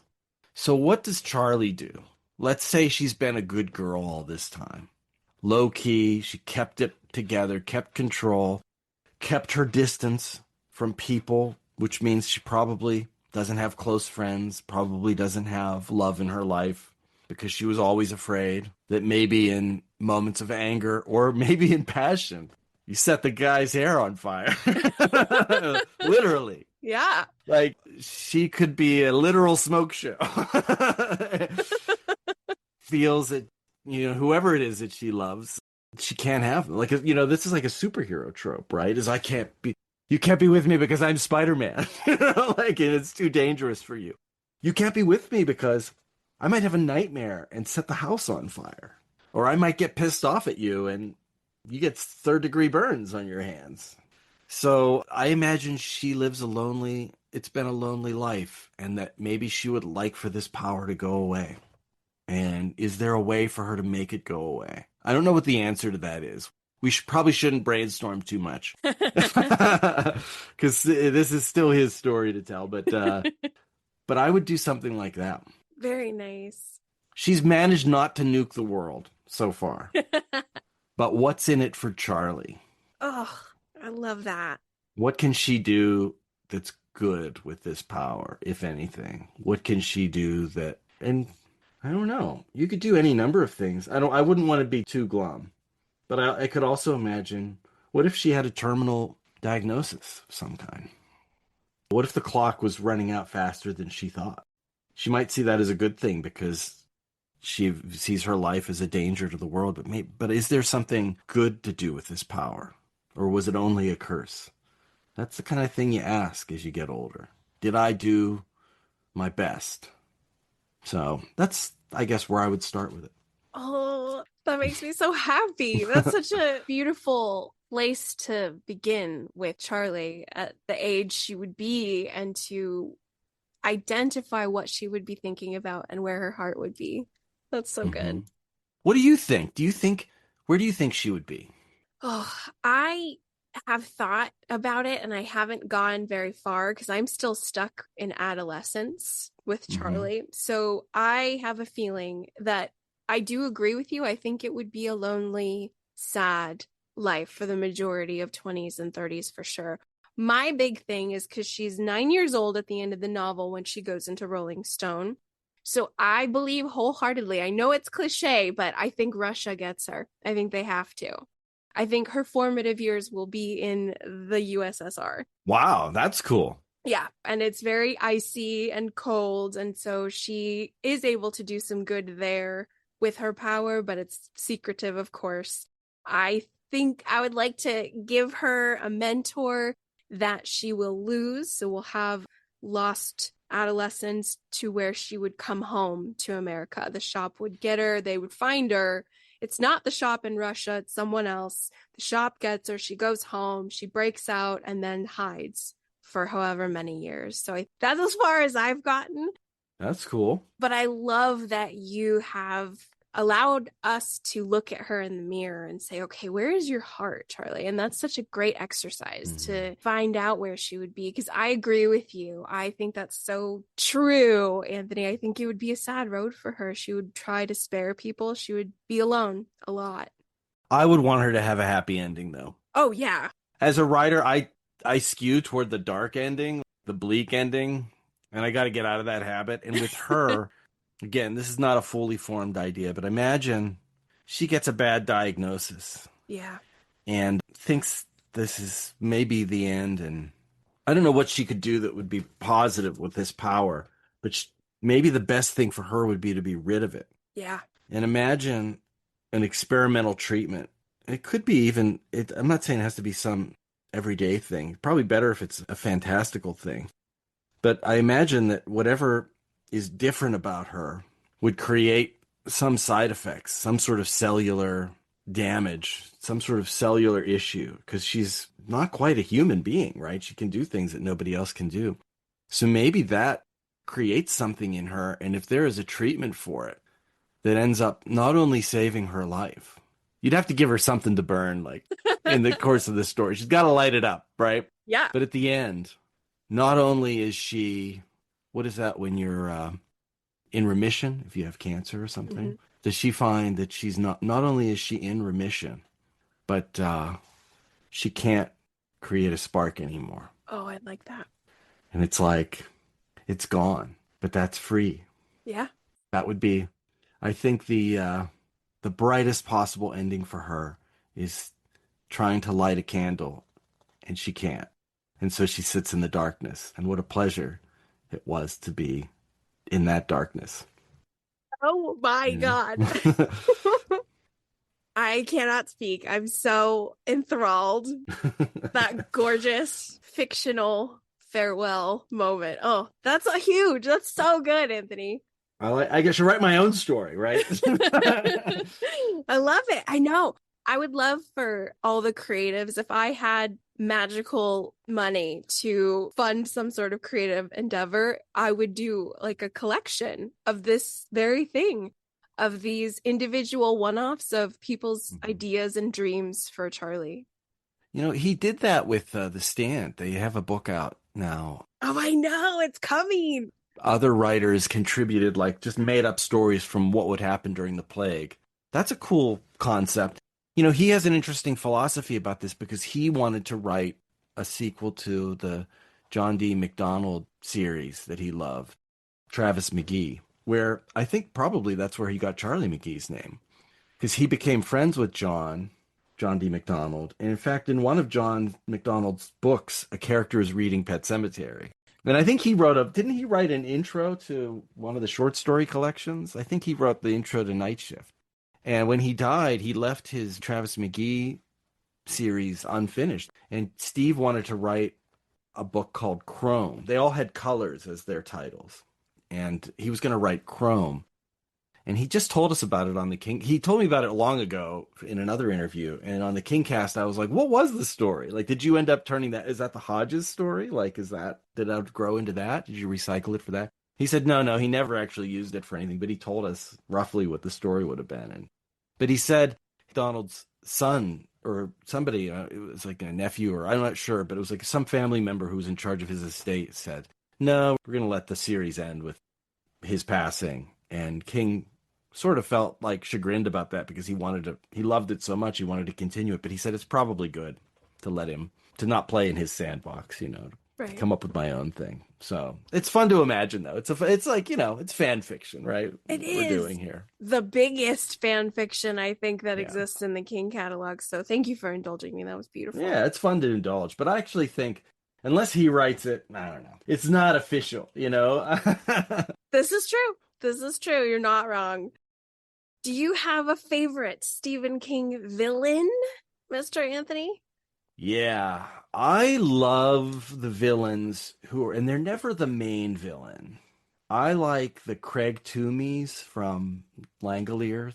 Okay. Remember, he's the guy who shreds the paper. Yes, sir. I love Leland Gaunt as a villain in Needful Things, but I love him, so he's not really the villain. Like, to me, he's terrible, but awesome. But you remember the town selectman? I forget his first name, but his nickname was Buster Keaton. I don't know if I've read Needful Things yet. Needful Things has a character like Craig Toomey. This is sort of like the middle-aged guy who is kind of a dick, would probably be MAGA if MAGA existed. Sure. Selfish, greedy, somewhat cruel. But Craig Toomey in the Langoliers was this sort of businessman who was breaking down, and this little group of strangers is like fighting for their lives to get out of this time dimension and that's forsaken, and he's not helping, and in Needful Things, you've got the devil who comes to town and basically draws out the worst in everybody. Also a very MAGA story, if we're looking for parallels. Hey-o. Looking for a divided community, a divided society where one figure turns everybody against each other. But there's this town selectman who's rich. I think he has like a car dealership or sells boats or something like that. I love when King does that, when he takes the worst of the human characters. Another example of this would be, why am I blanking on his name? From The Stand, the kid who's, darn it. Is it the kid, the one who hurts Trash Can Man? No. Okay. No, the one who's with, wow, why am I blanking on all the character names? It happens every time. It always happens. What's not Molly, it's Molly Ringwald's character, but, Franny? Franny, yeah. Who's the teenage guy? Harold. Harold Lauder, that's it. Harold, there's Randall Flagg, there's Leland Gaunt, but then there's Harold Lauder, and there's Buster Keaton, and there's Craig Toomey. Do you know the kind of character I'm talking about? Like, could be the good guy, but is not. They're the Snapes of Stephen King's world. Yep. Sometimes they do the right thing, sometimes they don't. Usually they don't. And I experienced something in real life. My wife and I were in Kauai for a vacation. It had to have been at least 20 years ago now. And we were flying back from Kauai to Honolulu for our connecting flight to LA. As we take off, there's an earthquake that hits the chain of islands. It's from the big island, but it radiates outward. And when we land in Oahu, all of the power is knocked out to the airport. So we get off the plane to get on the other plane, and we can't get on. All the electricity is knocked out, and they're not able to rebook anybody. And the guards are telling us, don't leave the airport, because if you leave, you're not getting back in because there's no security. Like, we can't scan people. Right. You're not getting back in here. So this was like 2005, 2006, I think. I'd have to check. But we were in the airport, and you see little groups of people forming because hours and hours and hours went by. And we're not clear, like, is the power coming back on? Like, eventually it will, but will it come on today? Should we leave?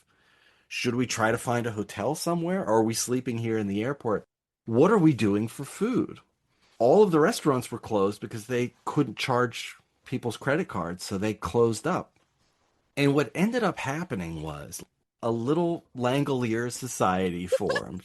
It was like being in the grocery store from The Mist. There's danger outside.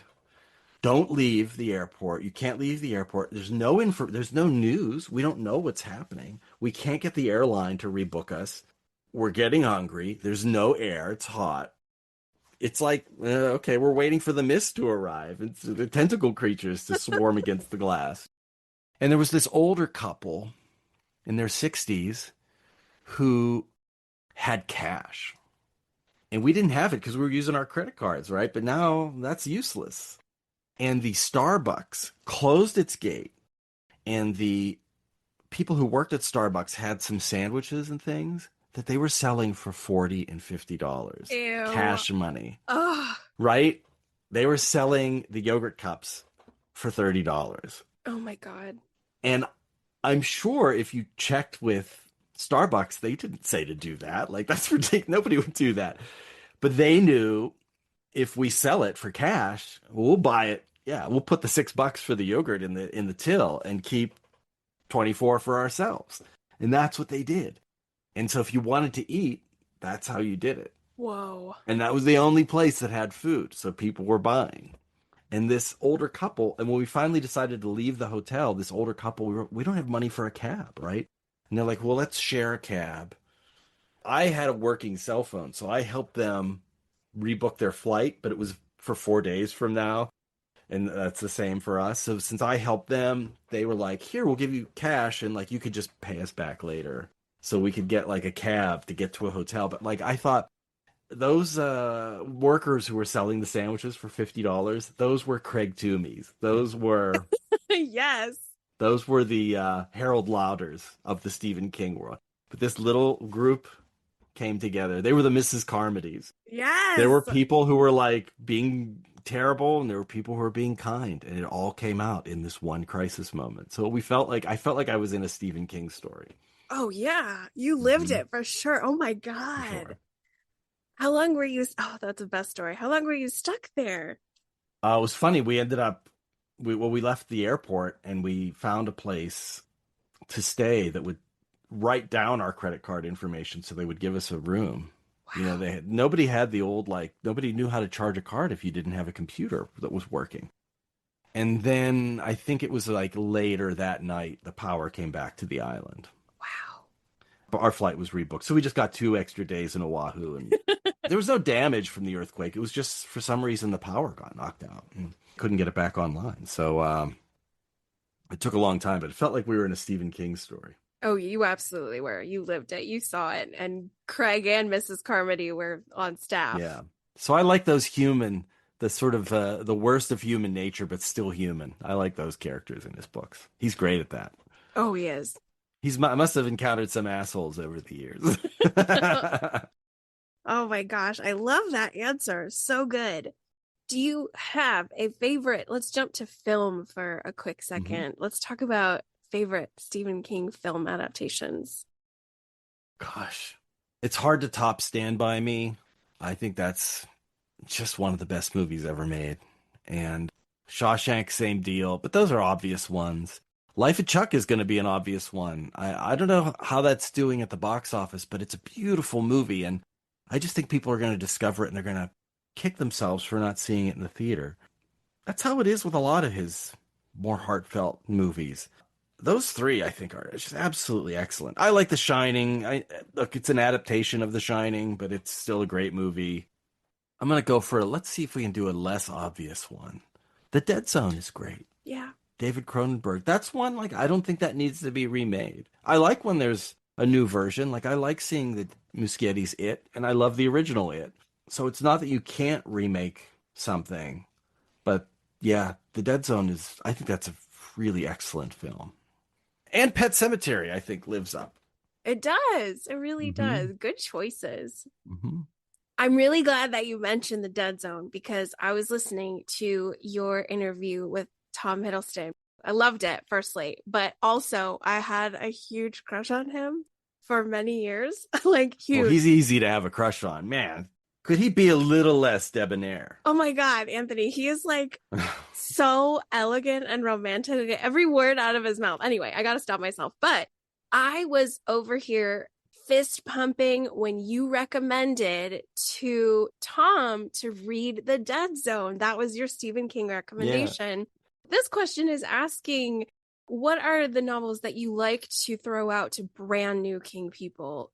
Ones like Tom who are maybe not ready for the horror, who might be a little nervous with Pet Semetary, even though it is great. It is Yeah. scary. So what do you throw out there to new King people? Yeah, that's the Dead Zone, I think is a good entry level King for all the reasons I said to Tom. Boy, I think one of your questions that I know you like to ask is about endings, and I think the Dead Zone has Oh, his best ending. And it's interesting because I read an interview with him where he said, "Oh, he thought that ending, he wasn't sure it would work." And I thought, this is we're talking about like if you could foresee that a politician was going to cause a nuclear holocaust, what would you do to stop him? And I thought, oh, there are only two options here. He either kills the guy or he doesn't, and the world ends. And King found another way through. And I remember just being like, you bastard. Like, that is such a clever way to sneak up on the reader. And I think he did it just because he didn't want to advocate killing a politician. But it's interesting that that compromise actually resulted in a more creative ending. So I love that book. I keep trying to get my daughter, who's a teenager, she's 15 now, I'm trying to encourage her to read. And I think she would love The Girl Who Loves Tom Gordon. it's so good. It's an excellent story, but it's also excellent entry level to King because it's spooky, but it's not too much violence. It's not too jarring. It's got a fun lead character, easy to care about. Little girl lost in the woods. It's sort of a fairy tale in a lot of ways. Yes. So I would suggest that as a starting point for people. And then, depending on like the person, you could go for something like, yeah, I don't know, like if they're really into the spicier stuff, you could say Gerald's Game. Although Gerald's Game's it's not a very like hot story. It's just it starts out that way and it's pretty harrowing. If it's somebody who's like super into horror, I would say try Gerald's Game because that Yeah. that is like that's a tough experience that she goes through. Yes. So like if you're into really shock horror, I think then you could probably hit that one. I think it's always better to start with the shorter stuff if you're just wading in. That's wise. There's some people who they jump right into it and all that. I just think you got to get a little runway. So like try Carrie. Yeah. Carrie's a great place to start. It's where the world started with him. It's true. But like other ones like Salem's Lot and The Shining, I think are better after you've read two or three other books because then you're just like, whoa, like nice. The Stand, The Stand was probably like the eighth or ninth book of his that I read, and I was just like, man, this guy's really firing on all cylinders here. But it's good to get a little intro. Firestarter is probably a good one too. It's been a while since I read that one. I think you're very wise because sometimes I always throw out 11, 22, 63, but you're right. We should probably have a smaller entry level title. That's a good one though. I do like that one a lot. That's one that could use more love. 11/22/63 was just written by some random person and you didn't know their name, you'd be like, this is great. What's their next book? Like, it's just, but because it's Stephen King, I think it gets overlooked because that's a really tremendous book. Cool premise. I love when he takes a genre, aliens, time travel, does his own thing with it. It's amazing. I love it so much. But I love your recommendations for a smaller volume. And I think Tom Gordon, I will die on this hill. I think it is so special for women. I really do. It's an enjoyable little book, like you mentioned, Little Girl Lost in the Woods, easy to love Trisha, but I feel I was really having a meditative sort of spiritual experience as a woman reading that book because if you think about it, I mean, women, everything's against us. And not to get on my own soapbox, but there's a lot more against us than there is men. And so there's many times you Mm-hmm. want to give up and you want to surrender and you just want to let the darkness swallow you because you feel so powerless and disenfranchised and all these things. And so Tom Gordon is just a little gift. It really is. You got to dig deep. It's in there. It's in the woods. It's simple and a lot of people miss it, but there's some powerful stuff in there. I think you're right. I think and those are all good reasons. I think he's pretty good with female characters. Oh, yeah. I don't think he gets enough credit. I think some people just give him shit about some, they assume, the worst, but he's written some really wonderful women over the years and very different. And even when they're not good characters like Annie Wilkes, they're true. Mrs. Carmody is true. That's a real person. Coincidentally, you walked into my next Mhm. question, which is your favorite Stephen King female. Favorite female Stephen King character. Hmm. I think Holly's a tremendous character, and it bothers me that people don't give her the propers that she deserves. I love too that she's not the toughest. She's not at ease in the world. Do you know what I mean by that? Yeah. She doesn't fit in anywhere easily. And I feel like even though she has the Robinsons, the close friends, and she had Hodges, that was new for her and something she's still getting used to. So I think she's a wonderful character. Is she the best? Is she my favorite? Yeah, I think pretty close. Like I like that he's continued to explore her and make her grow. I really liked her in Holly. I love the ending to Holly That's and the awesome. way she resolves her predicament. But let's see, he's written some other great ones. Dolores Claiborne, again, I didn't relate to it as much when I was a teenager, but now that I'm older and I'm a parent and I think about what she did. And I love too that he wrote about a woman who she is not an educated person, but she's a intelligent person. And I think of people from that generation who didn't get the chance. Like imagine had Dolores Claiborne had been afforded the opportunities, more opportunities for herself. I don't want to say anything that comes off as crass or rude, but I feel like she sacrificed a lot her whole life. If she'd been given more, imagine how far she could have gone. Yeah. And was such a caring person, such a good caregiver. And I think caregivers are minimized in our society. They're so vital. But how often do you hear people say, well, oh, she was just a housewife? Well, being a mother, being somebody who managed a household. Often in years past, that was the hardest job that anybody in that house did. And it was a job that had no breaks and was 24/7. And so, and actually did good for people. So I think Dolores Claiborne should get a lot of respect. Like Charlie McGee is a cool character, but she's a kid. Yeah, I'm trying to think. How about you? Give me throw a couple more out there. Oh gosh, let's see. Sadie Dunhill from 11/22/63. Oh, right. Carrie White, of course. We've got Nadine Cross from The Stand. We have Susanna Dean from The Dark Oh, Tower. yeah. That's a wild character. Yeah. Isn't she wild?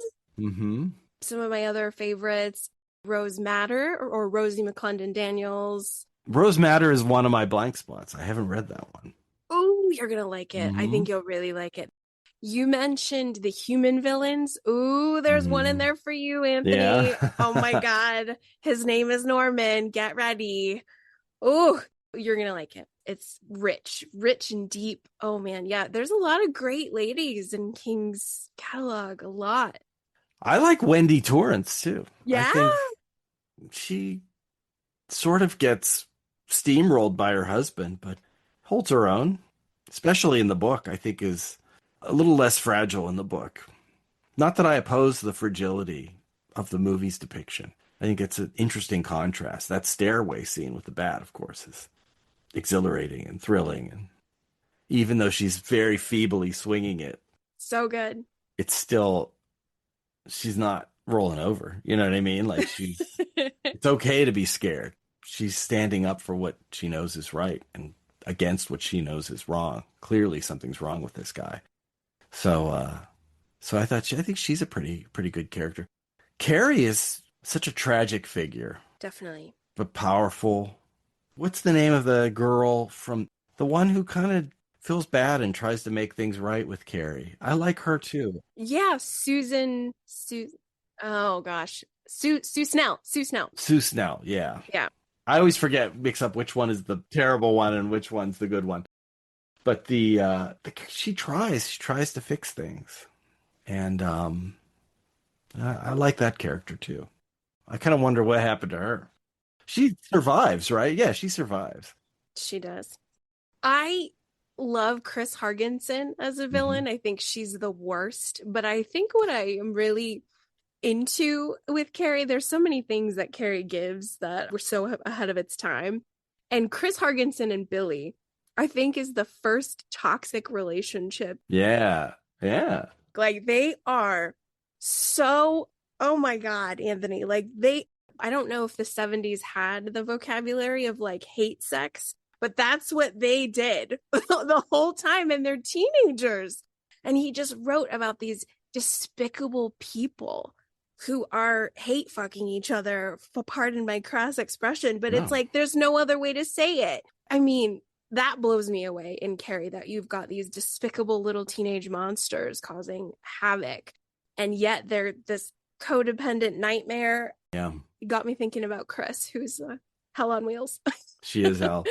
He wrote about teenagers in that book and the way that they are. Yeah. And I think there's a lot of YA fiction now that's written about teenagers and the way we think they should be. And you could do both, but you do have to acknowledge something really. What's the line that J.M. Barrie has? It's the closing line in Peter Pan. It ends with, and thus it will go on, so long as children are gay and innocent and heartless. And I think that heartless is such a surprise at the end of that sentence. Like, oh, they're gay, they're innocent. Like, yes, they're frolicking, they're happy, they're pure. They're heartless. Kids can be heartless. You have to learn to not be heartless. And some people don't learn that. And he confronted that in Carrie, really stared it in the eye. That's what that book is about. It's about being young and being cruel and never learning, except the hard way, not to be. Very profound. And how cruelty is magnified. His stories about, I wrote a long essay about the origins of Carrie for this book that Semetary Dance just published called Carrie Legacy. And I wanted to write about where King was in his life, where he and Tabby were when he wrote this. Because everybody knows the story about how he threw the first chapters in the garbage and she fished it out. Like, we know that, but why did they go in the trash? Where were they? Where did this story come from? And the origins behind it, the girls he knew when he was a kid, the girl who wore the same clothes, the same dirty clothes to school every day and got made fun of all the time. And then when she got a different pair of clothes and came back from Christmas break wearing the different clothes, thinking, now they'll stop. And they just made fun of her worse. Thus it will go on as long as children are gay and innocent and heartless. So true, right? It's very true. I Yeah. love that so much. It also reminds me of Stieg Larsson, if you remember a couple years back, with the girl with the dragon tattoo. Mm-hmm. And he only wrote 3 novels before he passed away, but I think Yeah. it was some sort of Scandinavian article exploring, like, why did you write this series? Lisbeth Salander, this character who's brutalized, Mm-hmm. and he witnessed sexual assault. He witnessed a gang rape, and Oh my God. he was powerless. He didn't say anything, and it haunted him the rest of his life. And so I think that those small wounds that we have, or big wounds, big and small wounds, just stay with us and leak out in the art. I Yeah. love the sentiment on the girls that King knew and how those are the real seedlings of Carrie, those girls. They're both passed away, those girls. I think they didn't even get to grow up much beyond being girls, if I remember correctly. And he's talked about that, but he's never named them. And he said he didn't want to ever name them publicly because they were unfortunate in life, and he just wanted to let them be. I think that's very admirable and shows you something of his character. Oh, it Mm. absolutely does. I think it's valuable to say they were real, though, so that you know this is a thing that happens. One of the funny things is like he was afraid of writing a teenage girl. He's, I'm not a teenage girl. I don't know what it's like. I think that's true. This is a debate that persists. Should you write about someone who's different from yourself? I think you have to approach carefully for sure. But it's important to try to look through other people's eyes. And then in times, like, I think there's certain experiences that you can't capture unless you have lived them. But I think there are other experiences that you can that aren't alien to you based on who you are, how you were born, where you were born, age, all of that stuff that you can actually sympathize. And I think he's good at sympathizing. And I think he created a character there that that anybody could feel, that they could look through the eyes of Carrie and maybe. And I'm sure there are times everybody's been angry and wanted revenge and would wipe out the world if they could. But it's through seeing through others' eyes that make you not do that. So anyway. I love this so much. It's so great, Anthony. Oh my gosh, I have to contain all my Mhm. joy because it's leaking out. I just have a couple more one Sure. shots, just a few more one shots that are little and fun. Got four little fun ones, and then the fifth is the ultimate, and then we All probably right. wrap up after that. I might sneak one in there. If you could get stuck in a Stephen King setting, where would you like to get stuck for a while? Either the summer, a weekend. Hmm. Hmm. I would. What setting? Where would I like to go in the Stephen King universe? I think it would be fun to go. I think it would be fun. I would go to the plague ravaged earth of the stand. And I would create the world's most amazing collection of art, harvested from every museum that's abandoned. I love it. It'd be a lonely life, but I don't know. That would be interesting. You'd be an absolute legend. A legend that nobody knows about because there's nobody left. Okay, this is a question that started a few years ago Hmm. when I first read Under the Dome and I met the very human villain, Big Jim Rennie. Yeah. And I hated that guy so much. He's in that category, but that's another blank spot for me. I haven't read Under the Dome, so It's yeah. enjoyable. It's worth it. The ending is polarizing for readers, but it's a good journey. It's a really good journey. That's all right. I think it's aging okay. The show didn't age well, right? It started out okay, and then I watched a couple episodes and I was like, they're losing it. They lost it real fast. That should have been a movie or a mini series. Yeah. But I'm going to read the book someday, so I don't know about the ending. I've kept that a blank spot for myself, so. I love this for you. Okay. This question is so awesome because all I wanted to do is ask people, let out your most violent fantasy on a King character, a villain. Who would you want to just destroy with your bare hands? And everyone I've asked is like the most gentle, loving, sweetest person. They never ever want to kill any character, which is so sad. Ah. Hmm. I revised the question a little bit. And so now I'm asking, who would you save from a fire and who would you throw into the fire?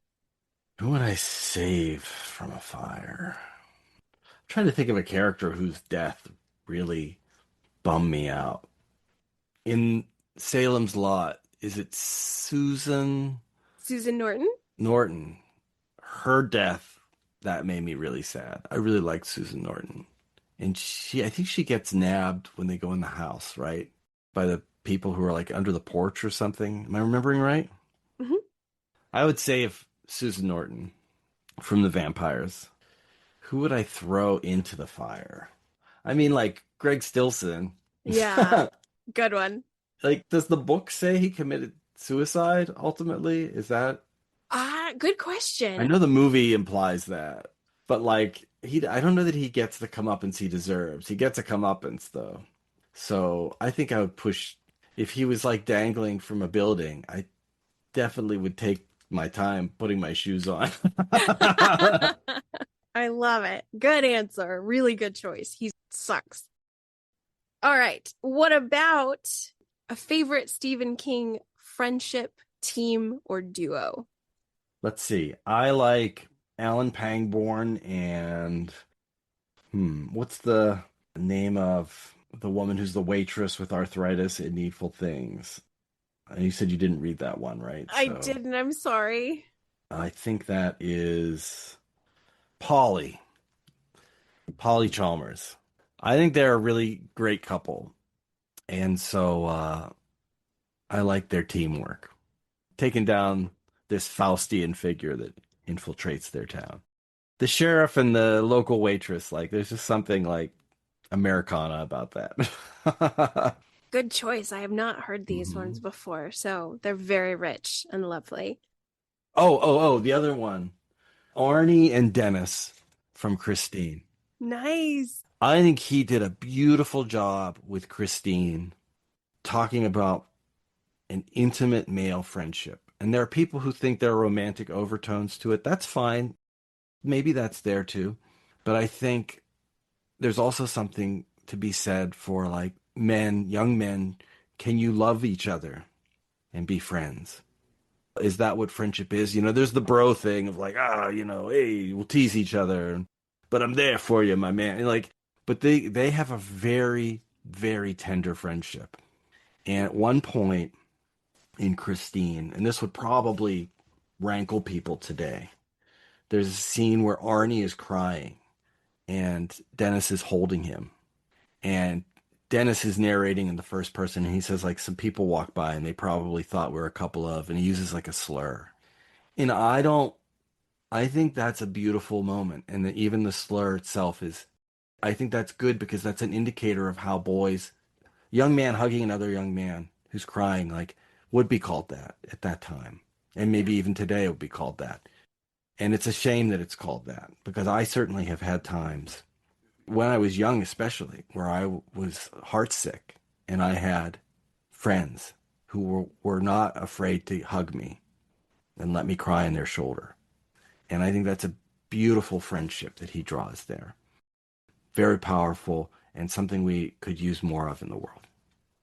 Oh, that's such a great answer. I love that so much. Sorry, sometimes it takes me a moment. He has so many books, and you're asking very good questions, but I'm like, oh, I'm naming what comes to mind, and then you're like, oh, wait, no, there's 67 books to talk about. So like, it's actually a lot of choices. So anyway, It's tricky business, and you're doing quite well. but Dennis and Arnie, I think that man, the love between those two is really special. It's a shame. It's a tragic love story, but it's a powerful friendship story.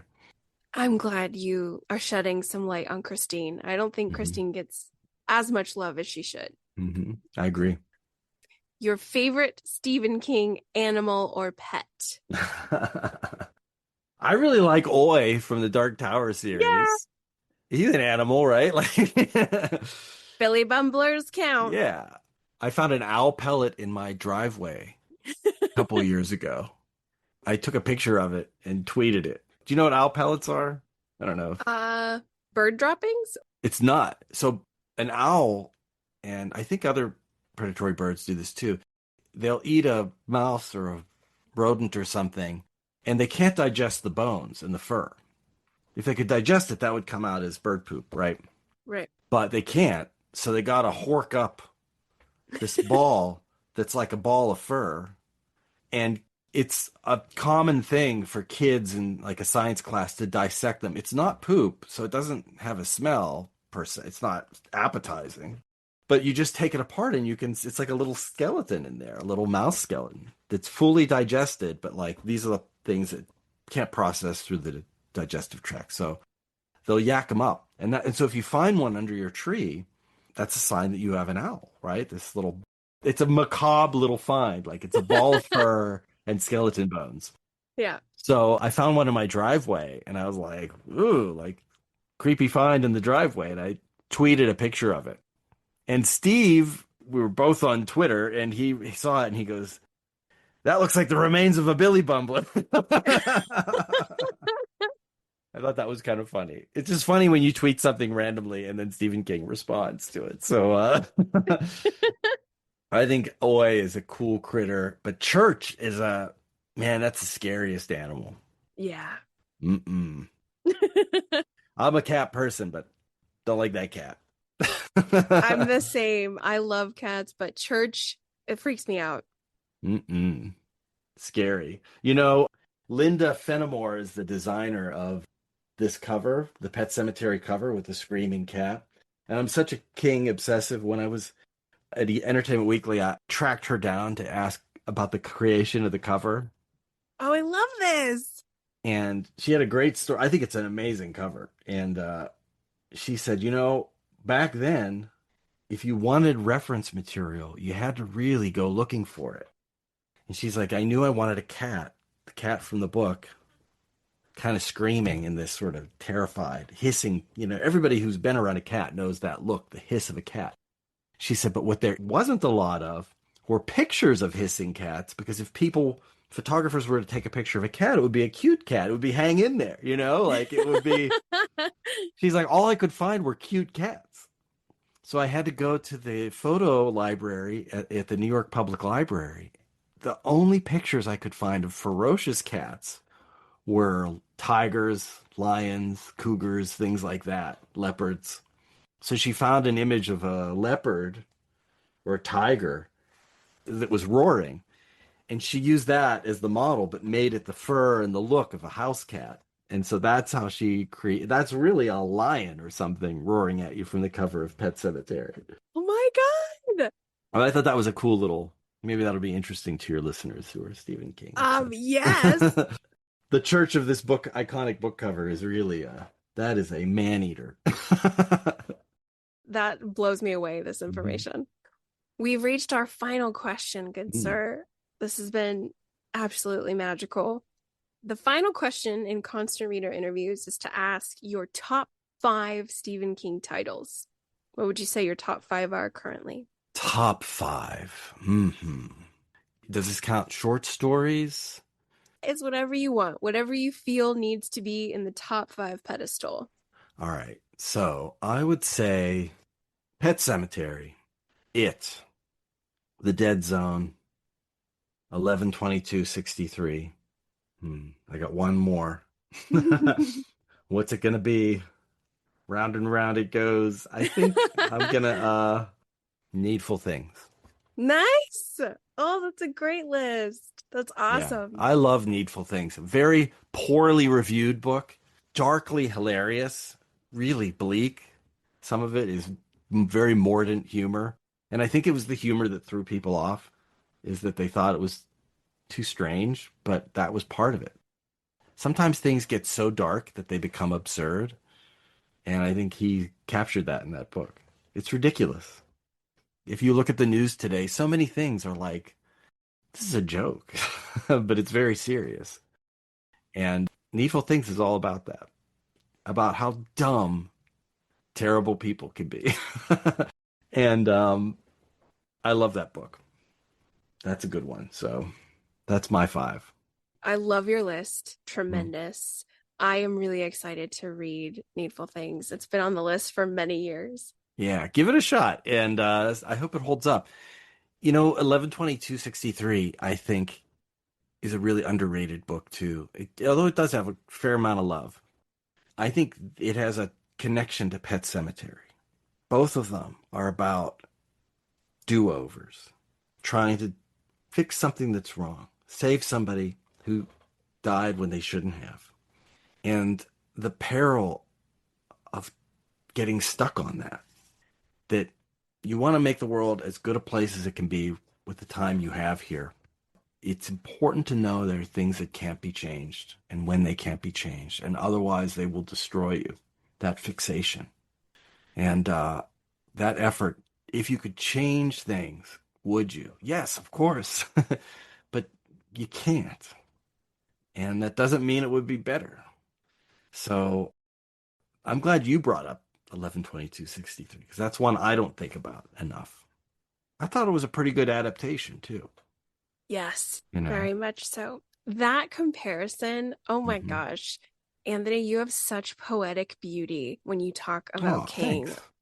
It is so beautiful. Almost every single answer in this interview is the most beautiful, wrapped in silk organza gorgeousness. I'm just, Well, thanks. I can't wait to share this with people. They're going to flip out. They're never going to get to the end of this. I'm going to be like, this guy's a blowhard. But I've really loved talking to you. This has been a fun dinner. Like, this would be like going out for a beverage or something and talking to a good friend about your favorite book. So I hope we could do it again sometime, and maybe in person if we ever are in the same coordinates at the same time. But I've really enjoyed talking to you, and thank you for asking all these questions. Thank you for indulging my answers, and I hope people enjoyed listening to us. I certainly had fun talking to you. Likewise, so much fun. Before we say farewell, do you want to remind everybody of any fun projects you have coming up?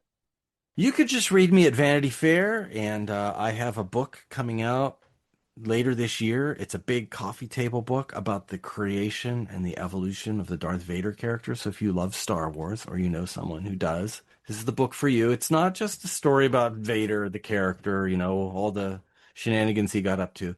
It's called Star Wars Icons, Darth Vader, and it's about the people who created Vader. It turned out to be a story of fathers and sons. George Lucas's father, the impact he had, even subconsciously, on the creation of this character. But David Prowse, who embodied Vader, he has an interesting fatherhood story in terms of an absent father, a father who died from alcoholism when he was way too young. And James Earl Jones had a father that he idolized but didn't know, who didn't raise him, who went off to find his fortune and became an actor. And James Earl was raised by his grandparents and saw his father in Life magazine on Broadway and decided, that's what I want to do. I want to be an actor. So you have all of these variations on join me and together we'll rule. Or don't join me, or I don't want to join you. All sorts of people involved in the creation of this character have interesting stories. Often it's tethered back to their parents, their mothers, their fathers, people who raised them. All of that got put into this character, and that's why Vader resonates so much. And so it follows the whole trajectory of the character up through Hayden Christensen and the prequels and Anakin Skywalker and the depictions of Darth Vader in the more recent movies like Rogue One and Obi-Wan Kenobi. So if you love Star Wars and you're interested in the human stories behind this iconic character, check out Star Wars Icons, Darth Vader. It's coming to a bookshelf near you, but it's going to be a very strong bookshelf because this book is like the size of a cinder block. Oh my gosh. Mm-hmm. Well, I know what I'm getting everyone for Christmas. Yeah. Thank you so much, Anthony. I can't wait to buy it. I'm a huge Star Wars fan. I serve the rebellion, so I would not be for the Empire, but I will never, ever forego Vader. You'll like it. I'm very proud of the story, and I hope it has a lot of heart, and I hope it moves people. I think just the story of George and his dad, I think you'll be touched by it. Well, it's hard not to be touched by Anthony Breznican. That sounds bad. It's very easy. I keep my hands to myself. I could just absolutely strangle myself for that terrible phrasing. Please forgive me. It's always such a risky word. I'm so sorry. It's okay. I know what you mean. You mean emotionally, but that's very nice of you. Yes, yes. I'll insert that. Emotionally moved. Emotionally moved by Mr. Breznican. This has been so great. It is such a privilege to speak with you and learn about your life with reading King and having talked to him and solidifying that it's okay that he's a hero to a lot of us because he's a genuinely good guy. He genuinely is. And the more he does a lot of things that nobody even knows about that are kind and thoughtful. And that's just the kind of person he is. And he and Tabby are. They've done a lot with their good fortune to help others. And I think you're perpetuating that. You've got a wonderful show. You ask interesting and moving questions of people. I've had such fun talking to you.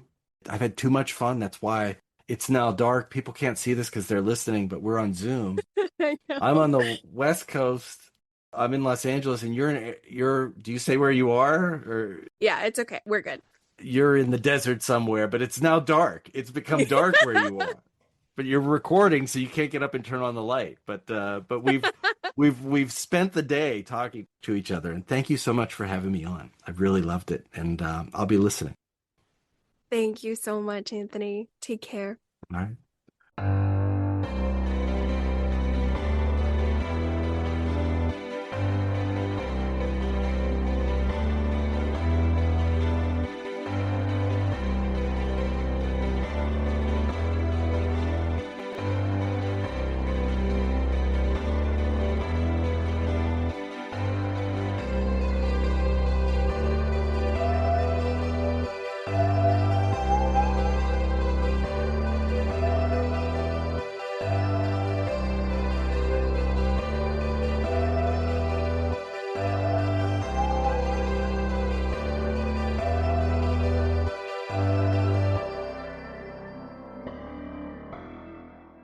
All right, friends. Standing ovation for Mr. Anthony Breznican.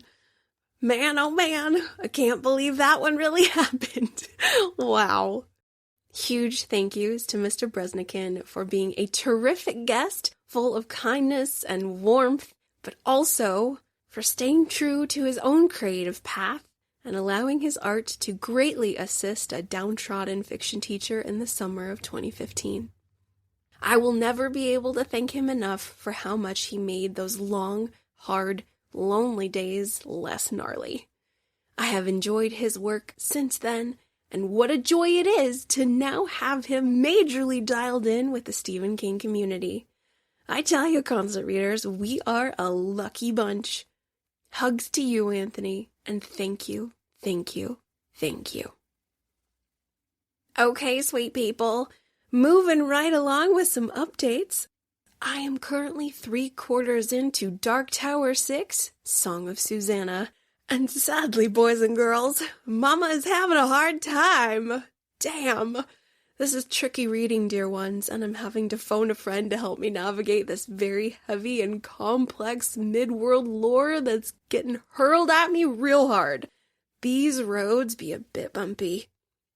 I am, of course, enjoying the journey. This is a very unique King title, and I have been prepared by others that feeling what I feel is valid, but I need a little help, guys. I think I need some Kingslinger assistance, so I'm gonna supplement my reading with some Matt Freeman and Scott Daly analysis because yours truly is on the struggle bus. Specifically, the Blaine is a pain route. So in theory, Song of Susannah will be our next episode. It is on the horizon. I just gotta get there. And right now, we are broken down on the side of the road, but we won't be there for long. I promise I'll get back on track, and our next episode will be the Song of Susannah. While that's still in the cook pot, for those of you interested in a bit more Kim C. Stephen King content, please head over to my Patreon, The Dance Macabre with Kim C., where I'm currently covering the brand new Stephen King miniseries of The Institute from MGM+. I craft short and sweet little episodes where we go over what went down in each episode, what jumped out at me, what's problematic. It's a good time for anyone interested in some Stephen King on-screen content, and we get to watch it together, which is the best part. Please head over to patreon.com/dancewithkimc. That's dance with an S. If you'd like to say hello, please reach out to me directly at underratedsk@gmail.com, or you can reach me at any of the socials. I check Insta, Threads, and BlueSky the most, and everything else there may be a longer delay, so if I don't respond in a timely manner, definitely try email or another social media route, and I'll get back to you promptly, as it's always a total joy to connect with listeners and fellow constant readers.